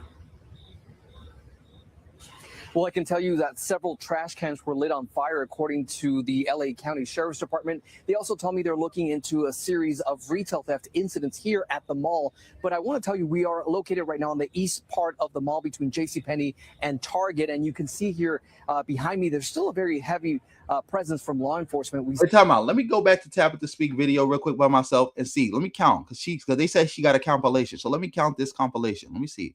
1, 2, 3, 4, 5, 6, 7, 8, 9, 10, 11. I think that's 11, 12, 13, 14, 15, 16, 17, 18. Oh, all right. She got like about 20 videos. That's good. That's good. Now we already started that video number 1. Let's go to her second video with the Chimp Out. Let's go to On October 22nd, 2022, authorities dispatched officers to a Target grocery store in response to a report about a customer causing a disturbance. The incident involved a cart of groceries for which the customer wanted Target to make reparations. All right. Somebody got hit in the Oh, face. we got a Chimp Out about reparations. Oh, shout out to Black Adam for coming through with the 5. Thank you. Much appreciated. Exactly. Generalization for thee and not for me. Generalizations for thee and not for me. Exactly. Let's keep it going. We on video 2, right? This one about reparations, right? Let's get to it. I was like,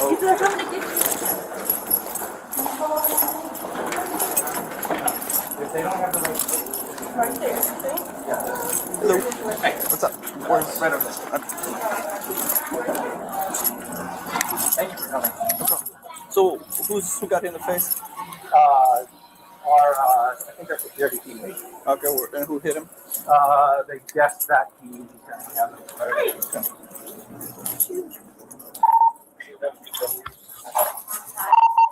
21 safe for fire.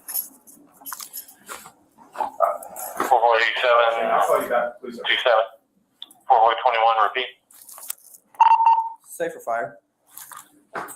So what happened?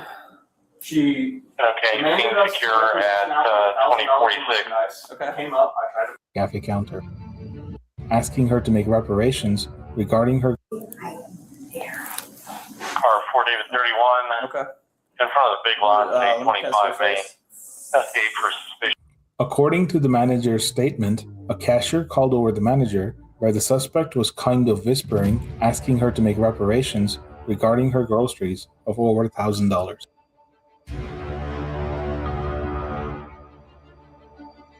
The manager told the suspect that if she wanted a donation, she needed to call in the morning. This response led the suspect to become verbally aggressive, screaming, and forcing the manager to back into the cafe counter.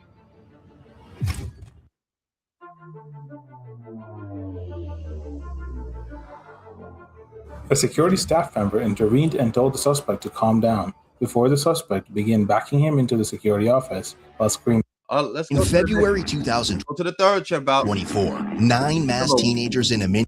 Yeah, remember, we just saw like 20 videos from the Tablet Speak. I ain't playing, but yeah, let's go. Let's see if we can find 20 videos so we can do what Tablet Speaks did.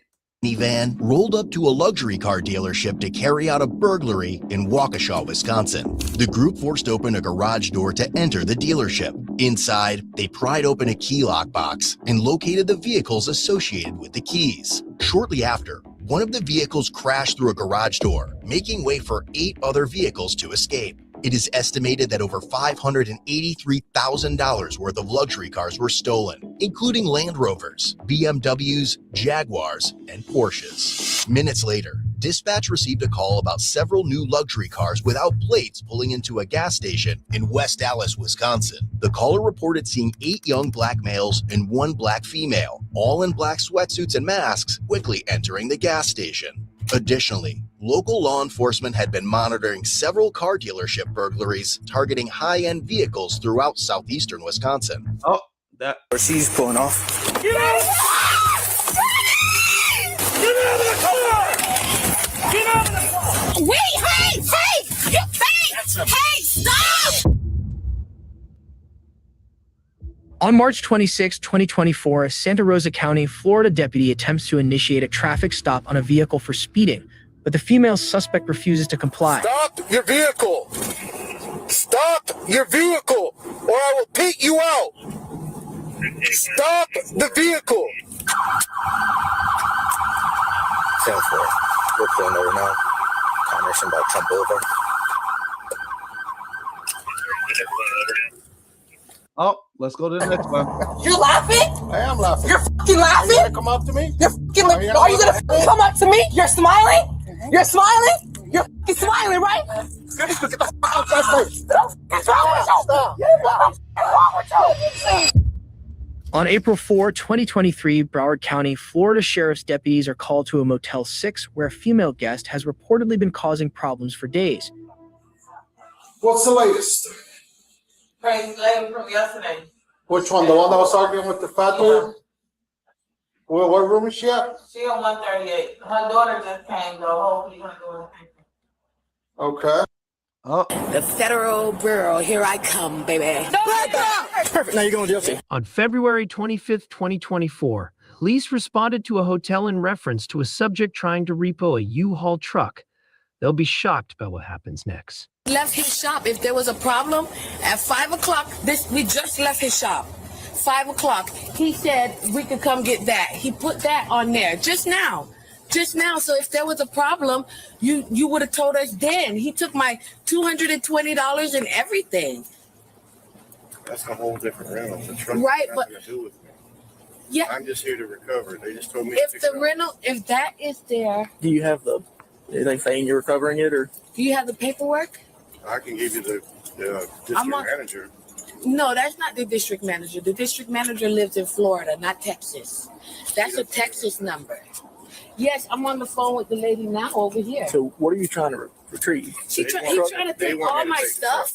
Truck and the trailer. Okay, just the truck or Just the truck. The trailer's there. They I want that. don't need the trailer without the truck.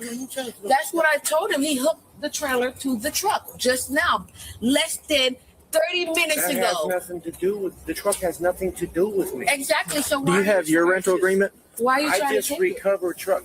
It's just a If it coincidence doesn't have that nothing to do it's with a it. coincidence that you just rented. Just don't even argue with her. Do you mind going to get your rental agreement for me?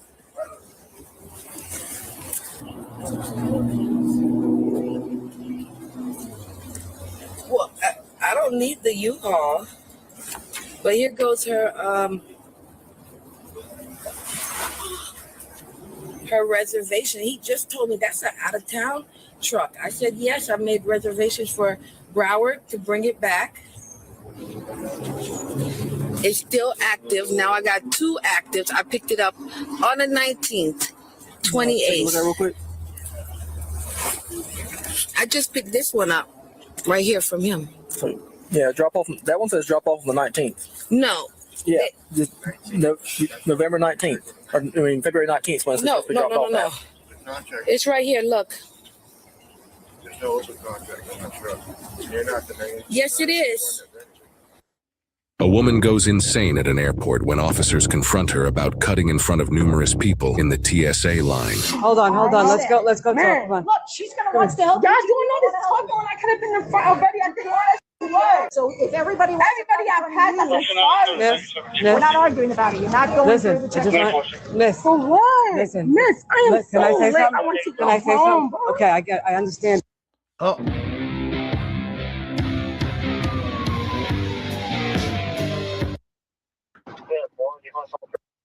Hey, how come we're back? I would love to stop coming over here. You don't listen though. What's going on? What's the problem? What? I didn't just roll up on you and decide to talk to you. Your mom is calling us so that we have to investigate and talk to the involved parties. Oh. Hello, I need someone to tell me what's going on. Help me, help me, help me! Late in the night on June 5th, 2021, officers from the Woodbury and Oakdale Police Department in Minnesota receive a slew of 911 calls about a drive-by shooting that took place in a residential neighborhood at a high school graduation party. Dispatch begins notifying officers of a white Tahoe that is potentially involved. Multiple officers patrol the area, while others secure the scene of the shooting and gather information. Just carry him, guys. Because I called you first and I got beat on, so what you want to do? On April 13th, 2024, police responded to a dispute where a woman was threatening to make false accusations in order to get her boyfriend arrested. On the evening of May 22nd, 2024, the Orlando Police Department responded to a call for service at the Orlando International Airport for a woman potentially causing a disturbance. The following shows the body-worn camera footage of what happened during the incident. Is she being denied boarding? Is she being denied boarding? Yes. So she's being denied I don't boarding? want to exit the plane. Okay. So is she already on the plane? Yeah, she just swam. She's not boarded.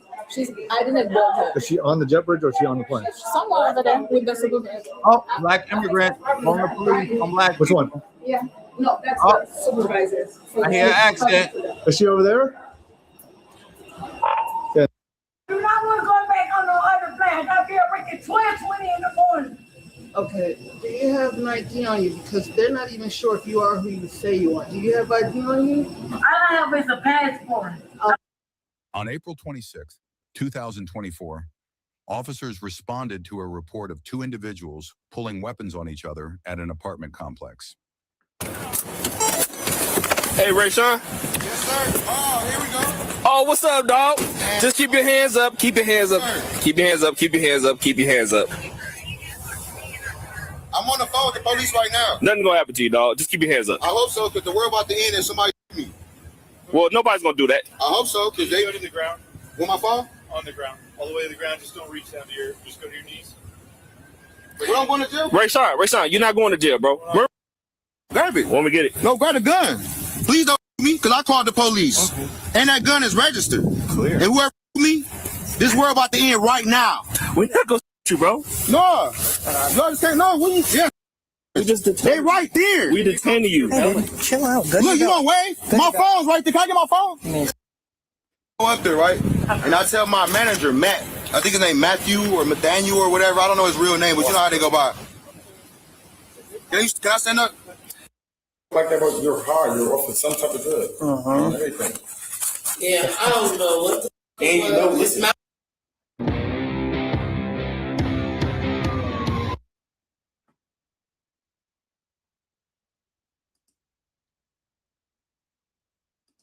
Oh, we got sovereign citizen action. This is the sovereign citizen stuff that Tariq was pushing at one point. Or Tariq gonna say, well, he wasn't pushing it. He was just platforming the people who was pushing it. Taj Tariq Bey, Severe Bay. Let's see what's going on. I'm also traveling in a foreign. I'm not traveling in a foreign capacity. This is a public highway, right? I'm in a private vehicle. Driving in the state of Ohio on a public road is a privilege. Traveling on a public road paid with taxpayers' money is a privilege, which you're required to have an Ohio driver's license or a state driver's license. Buddy, listen, I'm not going to mess with you. You can either give me your driver's license or I'm going to get you out of the car and we'll place you under arrest. No, I'm recording right here. You can record it, but you're going to give me your driver's license. It's right there, buddy. Recording. It's red. It's red. It's flashing. All right, buddy. What you're doing is illegal. Whoa, whoa, whoa. Yes. What are you doing? Nope.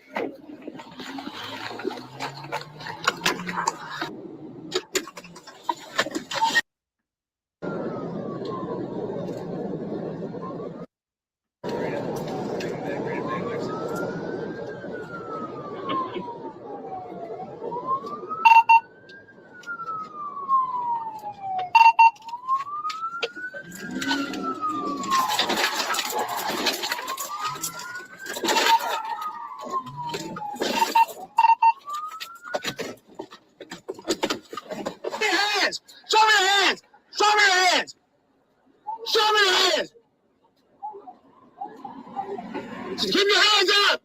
Keep your hands up! Yeah, you going to check out?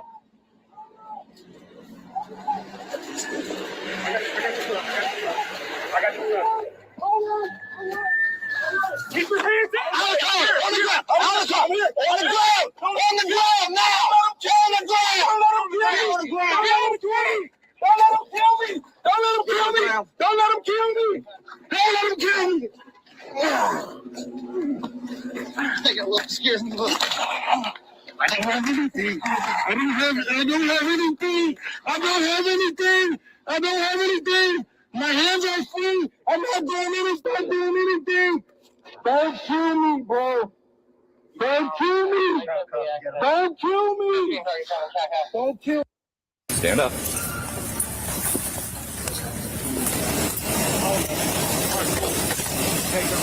On September 21st, 2023, airport officers responded to a service call regarding a fight at a restaurant.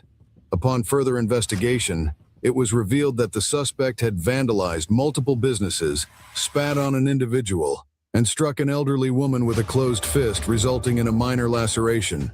Yeah. This guy will explain what's going on. I was just walking up, and you hear this loud bang, and I guess a younger woman with this elderly woman in. I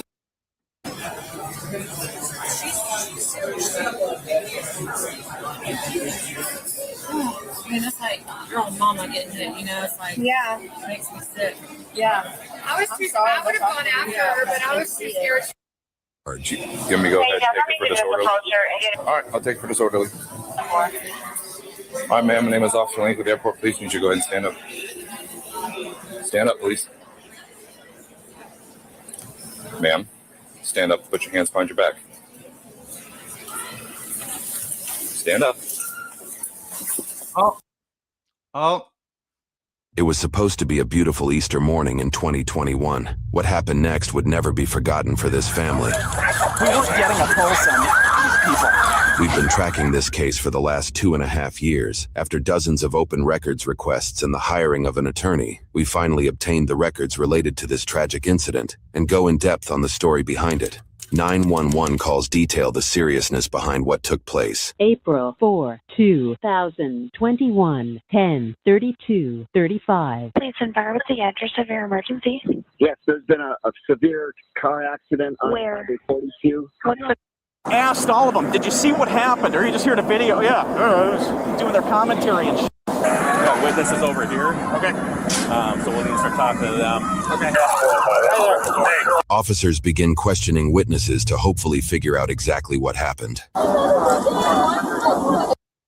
check my baby. What's the address of the emergency? My baby was shot. Now I'm done talking. So we can sit here as long as you want. And if you keep making me sit and wait, I'm going to start talking. I'm going to start releasing. While her demands make little sense now, she'll soon dive into chilling details that piece together a disturbing narrative with harrowing implications. In the meantime, Mia decides she's waited long enough.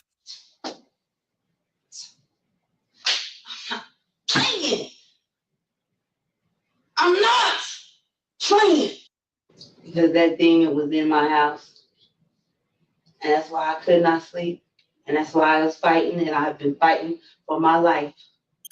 For the past few nights, I have not been able to sleep. But she's sleeping in my house like a log. Like she's a demon. Her baby in there crying. And she's in there like a log.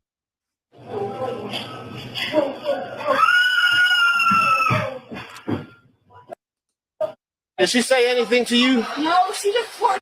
Are you burned too? That's one of the first burns I've seen. Her whole right arm sloughing off, her face is sloughing off. Damn, so the dead? I'd say she has less than a 2% chance. Oh. Her brain vessel won? Her what? But is she like burned black? No, she's not burned black. That's not how it works when a human being burns. You sure about that? Because I think so. That's a lot behind me! God damn it! So if she dies, then that charge will upgrade to premeditated murder. Yes, sir. I don't think she's gonna wake up. March 30th, 2022 was a day like any other for the employees at a Circle K gas station. On February 27, 2024, An officer approached a woman who matched the description of a suspected shoplifter. This is my belongings. This is Okay. all of my belongings. Keep your hand out of the bag, put it down, put the phone down, and give me an ID. An ID? For what, sir? Ma'am, I will place you under arrest and it's just I didn't do anything. Okay. They told me at Target you stole a bag of stuff. I didn't steal anything, Okay, sir. don't argue with me. Just give me your ID and we'll figure this out. I didn't steal anything, sir. I'm sorry to tell you that. I'm a regular citizen. I'm on the phone with my mom. I didn't do anything wrong. Your ID. I don't have an ID, sir. I do not have an ID. Mom, can you come to first? Stopped her and detained her because apparently she was stealing at Target. They were looking at her right now. They were looking at her through the cameras as she was placing things into her bag, and she walked out of the business with all the stuff that she had stolen. Okay. Okay, so I will call you back as soon as we make a decision or we figure out what's going on. Officers respond to a drunken female suspect named Lakendra, who has threatened to kill her own mother and has vandalized her. On March 3rd, 2024, an officer... All right, that's enough of that. Shout out to everybody in the building. I think we made our point. I'm sorry I had to do that, but I think we made our point. I think the point has been made. The point has been made. Shout out to everybody in the building. Yeah, we could get off this. Matter of fact, let's check out and see what Tariq is doing. Yeah, we can get off this. The point has been made. This is nonsense. Like, this is nonsense. Like, people don't even understand that you legitimizing racist white talking points when you engage in that behavior. Where's Tariq? Somebody said he was live. Where is he at? Is he live? Or did he just get live? Or just finish the live? I don't know. Well, anyway, I'm about to end this. Yeah, because I'll get like, yeah, this is disgusting. I can't believe we even had to go through that tonight. I can't even believe that. Like, I'm disappointed, bro. I'm disappointed, bro. That's disgusting. That was just true to the game, disgusting. But anyway, I'm gonna end this video here. Yeah, let's end this. Let's end this. Shout out to everybody in the building. Make sure y'all like the video, y'all share the video, y'all comment, y'all do all that good stuff. Y'all hitting the like button. Make sure y'all go subscribe. Let me see. Subscribe to both my channels, all my channels. Make sure y'all go donate to them if you can. PayPal, Cash App, super thanks. Whole lot of ones be the whole lot of nuns any day of the week. What? Somebody said he live on Twitter. But all right, let's see. You said he live on Twitter. All right, we're gonna check that out then. We're gonna check that out. Shout out to you for the $2. We're gonna check that out.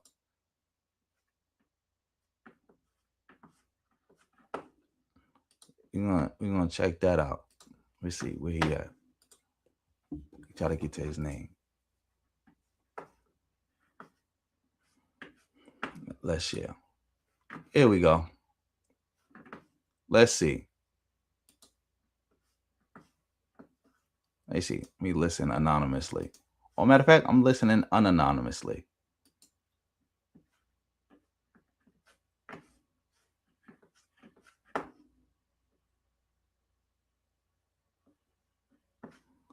How come I can't hear? Let me try that again.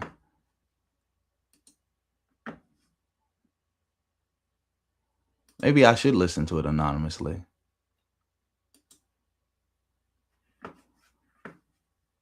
What's happening to the audio?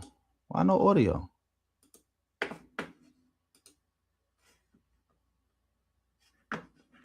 That's crazy. Let me see something. Let me see something. Was pointing at. All right, so all right, cool. Let me see if I can go back to Tariq now. See if that's the situation.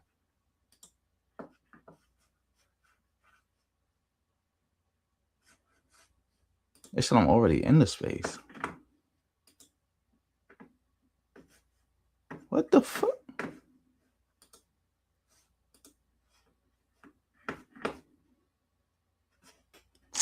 Yo, this is ridiculous. Give me a minute, y'all. I'm gonna find out what's going on. I'm gonna find out how to get this popping. I don't understand why my audio is not working, but we'll figure it out. Let's see.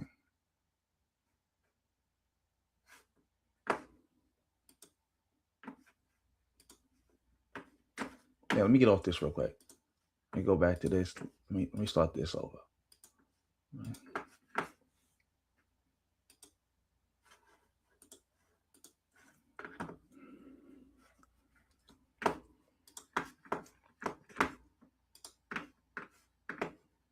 Let's see.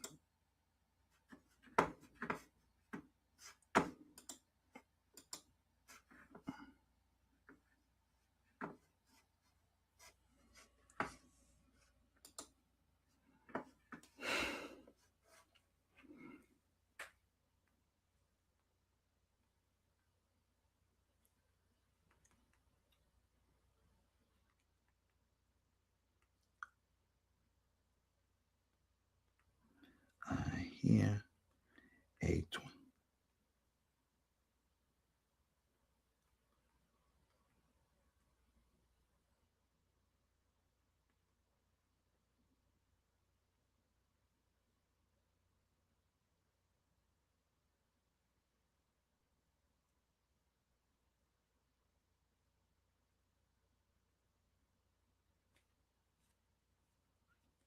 All right.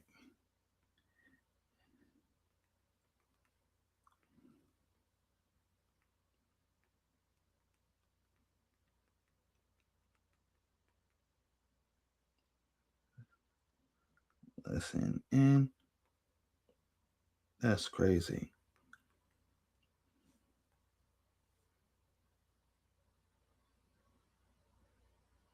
Oh, that's why. Tariq got me blocked. If you are blocked, you can't even listen to the space. I can't even listen to it as a blocked person. I can't even listen to it. That's crazy. See, this is what I'm talking about. Tariq got me blocked. Yeah, let me go back to that. As you can see, Tariq got me blocked. That's why I can't hear nothing. Let me see if I could try it on my phone.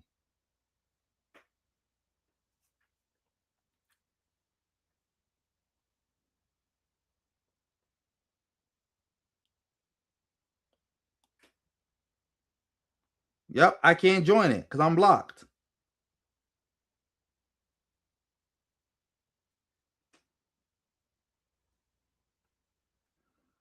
Coward. Yeah, I can't listen to it. I'm blocked. That's why I can't hear no audio or nothing. Well, you know he gonna post it to YouTube eventually, and we could go over it then. But yeah, so I definitely think that gotta seal it for the night.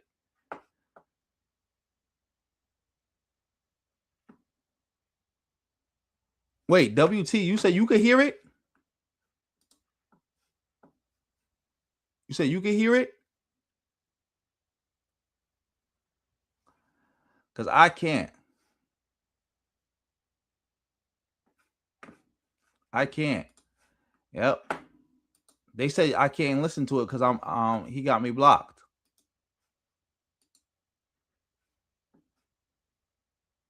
Which is stupid. So I can look at somebody's tweets being blocked, but I can't listen to their stream being blocked.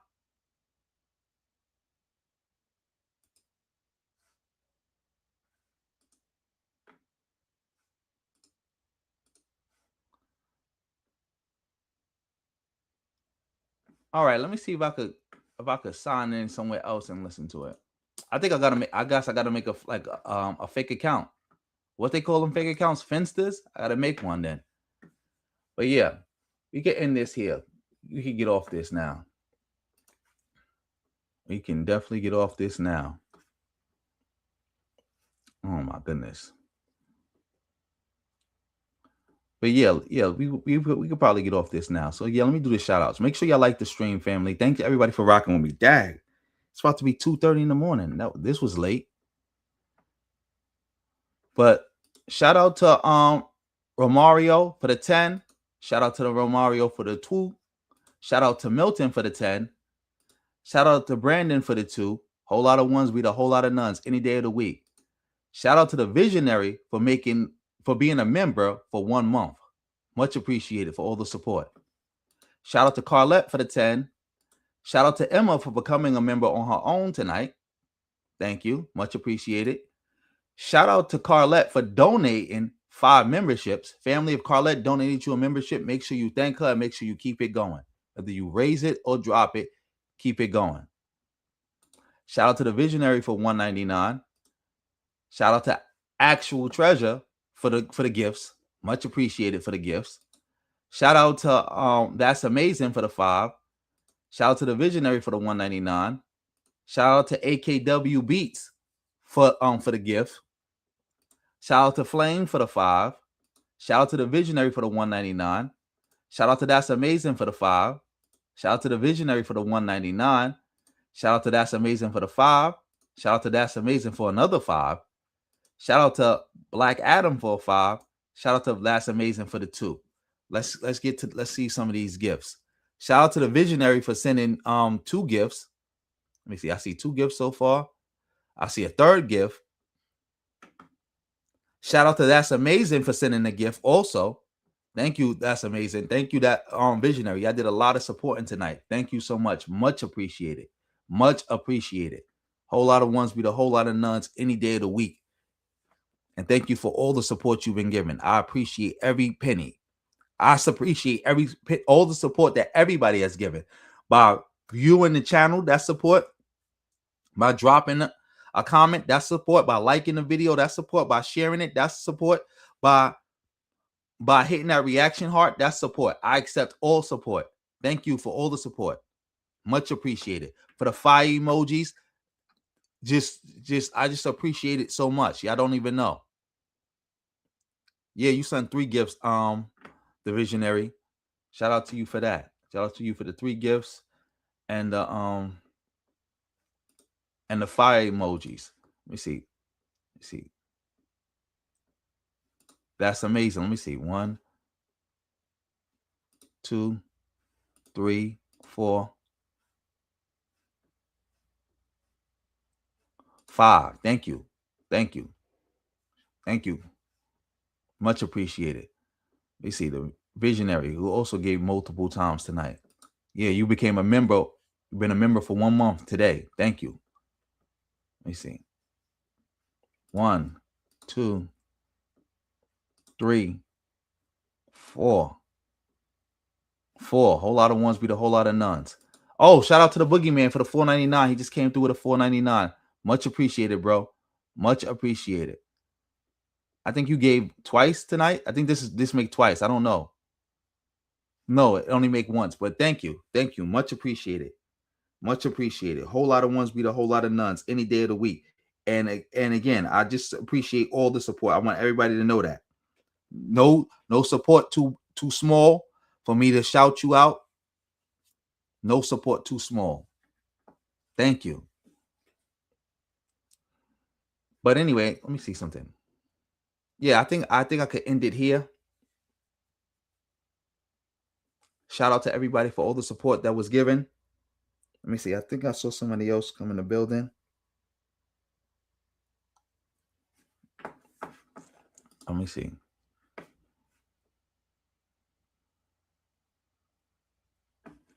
Of course, Black Adam. He wants 0 smoke. He blocked even the Black Authority. That bozo blocked me. I had 2 Twitter accounts. He blocked the one I added him from, and I think he blocked this one. And I never even added him from this one.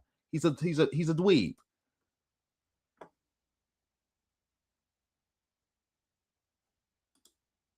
Shout out to Ayo in the building. You said I'll drop in the WhatsApp. Oh, shout out to you. You say you sent me something on the app. That's another thing, family. If you don't want to be seen, because some people don't want to be seen, you can support on the PayPal, the Cash App, or the Venmo. Whole lot of ones beat a whole lot of nuts any day of the week. And you'll let me know if you support that way, if you want to be shouted out. That's in the pinned comment section. You see something.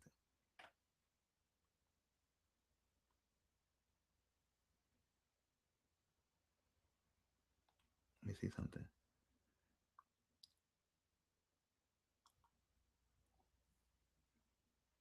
Let me see.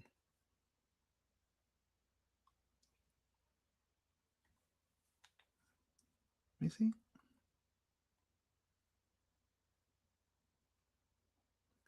Or whatever way is easier. Much appreciated. Let me see something. I don't see it, AO. If you did send something, I don't see it right now, but thank you.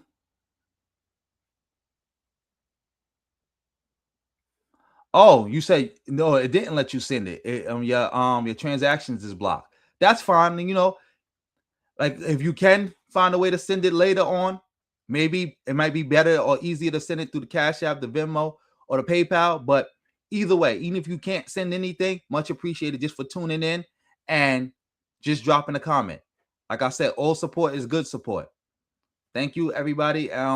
Good evening, good night, good afternoon, good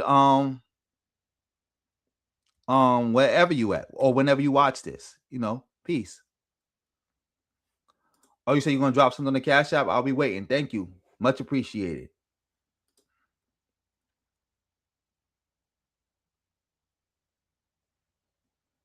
Oh, shout out to you for staying anonymous. Like I said, that's really what the if you want, like the best way to support is the PayPal, the Cash App, and the Venmo. But anyway, if you donate that way, just let me know. And let me know whether you want a shout out for that, for donating that way or not. And I will do. And we'll do. But anyway, shout out to everybody. Yeah, I'm gonna have to get off this. Good night, good morning, good evening, all that good stuff. Subscribe to all my other channels. And you know, my DMs is always open. My email is always open. Just email me if you got any suggestions. I'll see what I can do. And if I'll see it, I might see it, I might not see it. But if I do see it, I will let you know that I saw it, and I will thank, and I'll try to do it. But if you send something to a donation with that, I will see it and I will do it. But oh yeah, AO, I just seen it. Thank you, much appreciated, much appreciated. I just got the Cash App, much appreciated. Thank you, much appreciated, much appreciated. Oh, the boogeyman came through again. Thank you so much. Much appreciated. Much appreciated. Much appreciated, bro. Much appreciated. Everybody, you know, stay strong out there. Stay positive. The bad guys are losing. And we just going to keep it up. Yes, thank you again, bro. Thank you. Much appreciated. Much appreciated. Much appreciated. Thank you. Thanks to everybody. Oh, let me look over here on the YouTube side. Yeah, I'm seeing people hit the reaction heart. Like I said, all that is support. They got me shadow banned right now, but through all y'all support, I'd still get the message out. Thank you. Thank you. Because as long as I got this, like this warning, content strike warning / thingy on my channel, I'm out the algorithm. But all y'all support helps keep me going and helps forces me back into the algorithm. So yeah, again, thanks everybody. Good night, good evening, good morning. Salute to you all. I'll be back. I would say tomorrow, but no, I'll be back in the morning or the afternoon or whenever. But you know, yeah, I gotta get off now. It's past 2:30 where I'm at. But peace.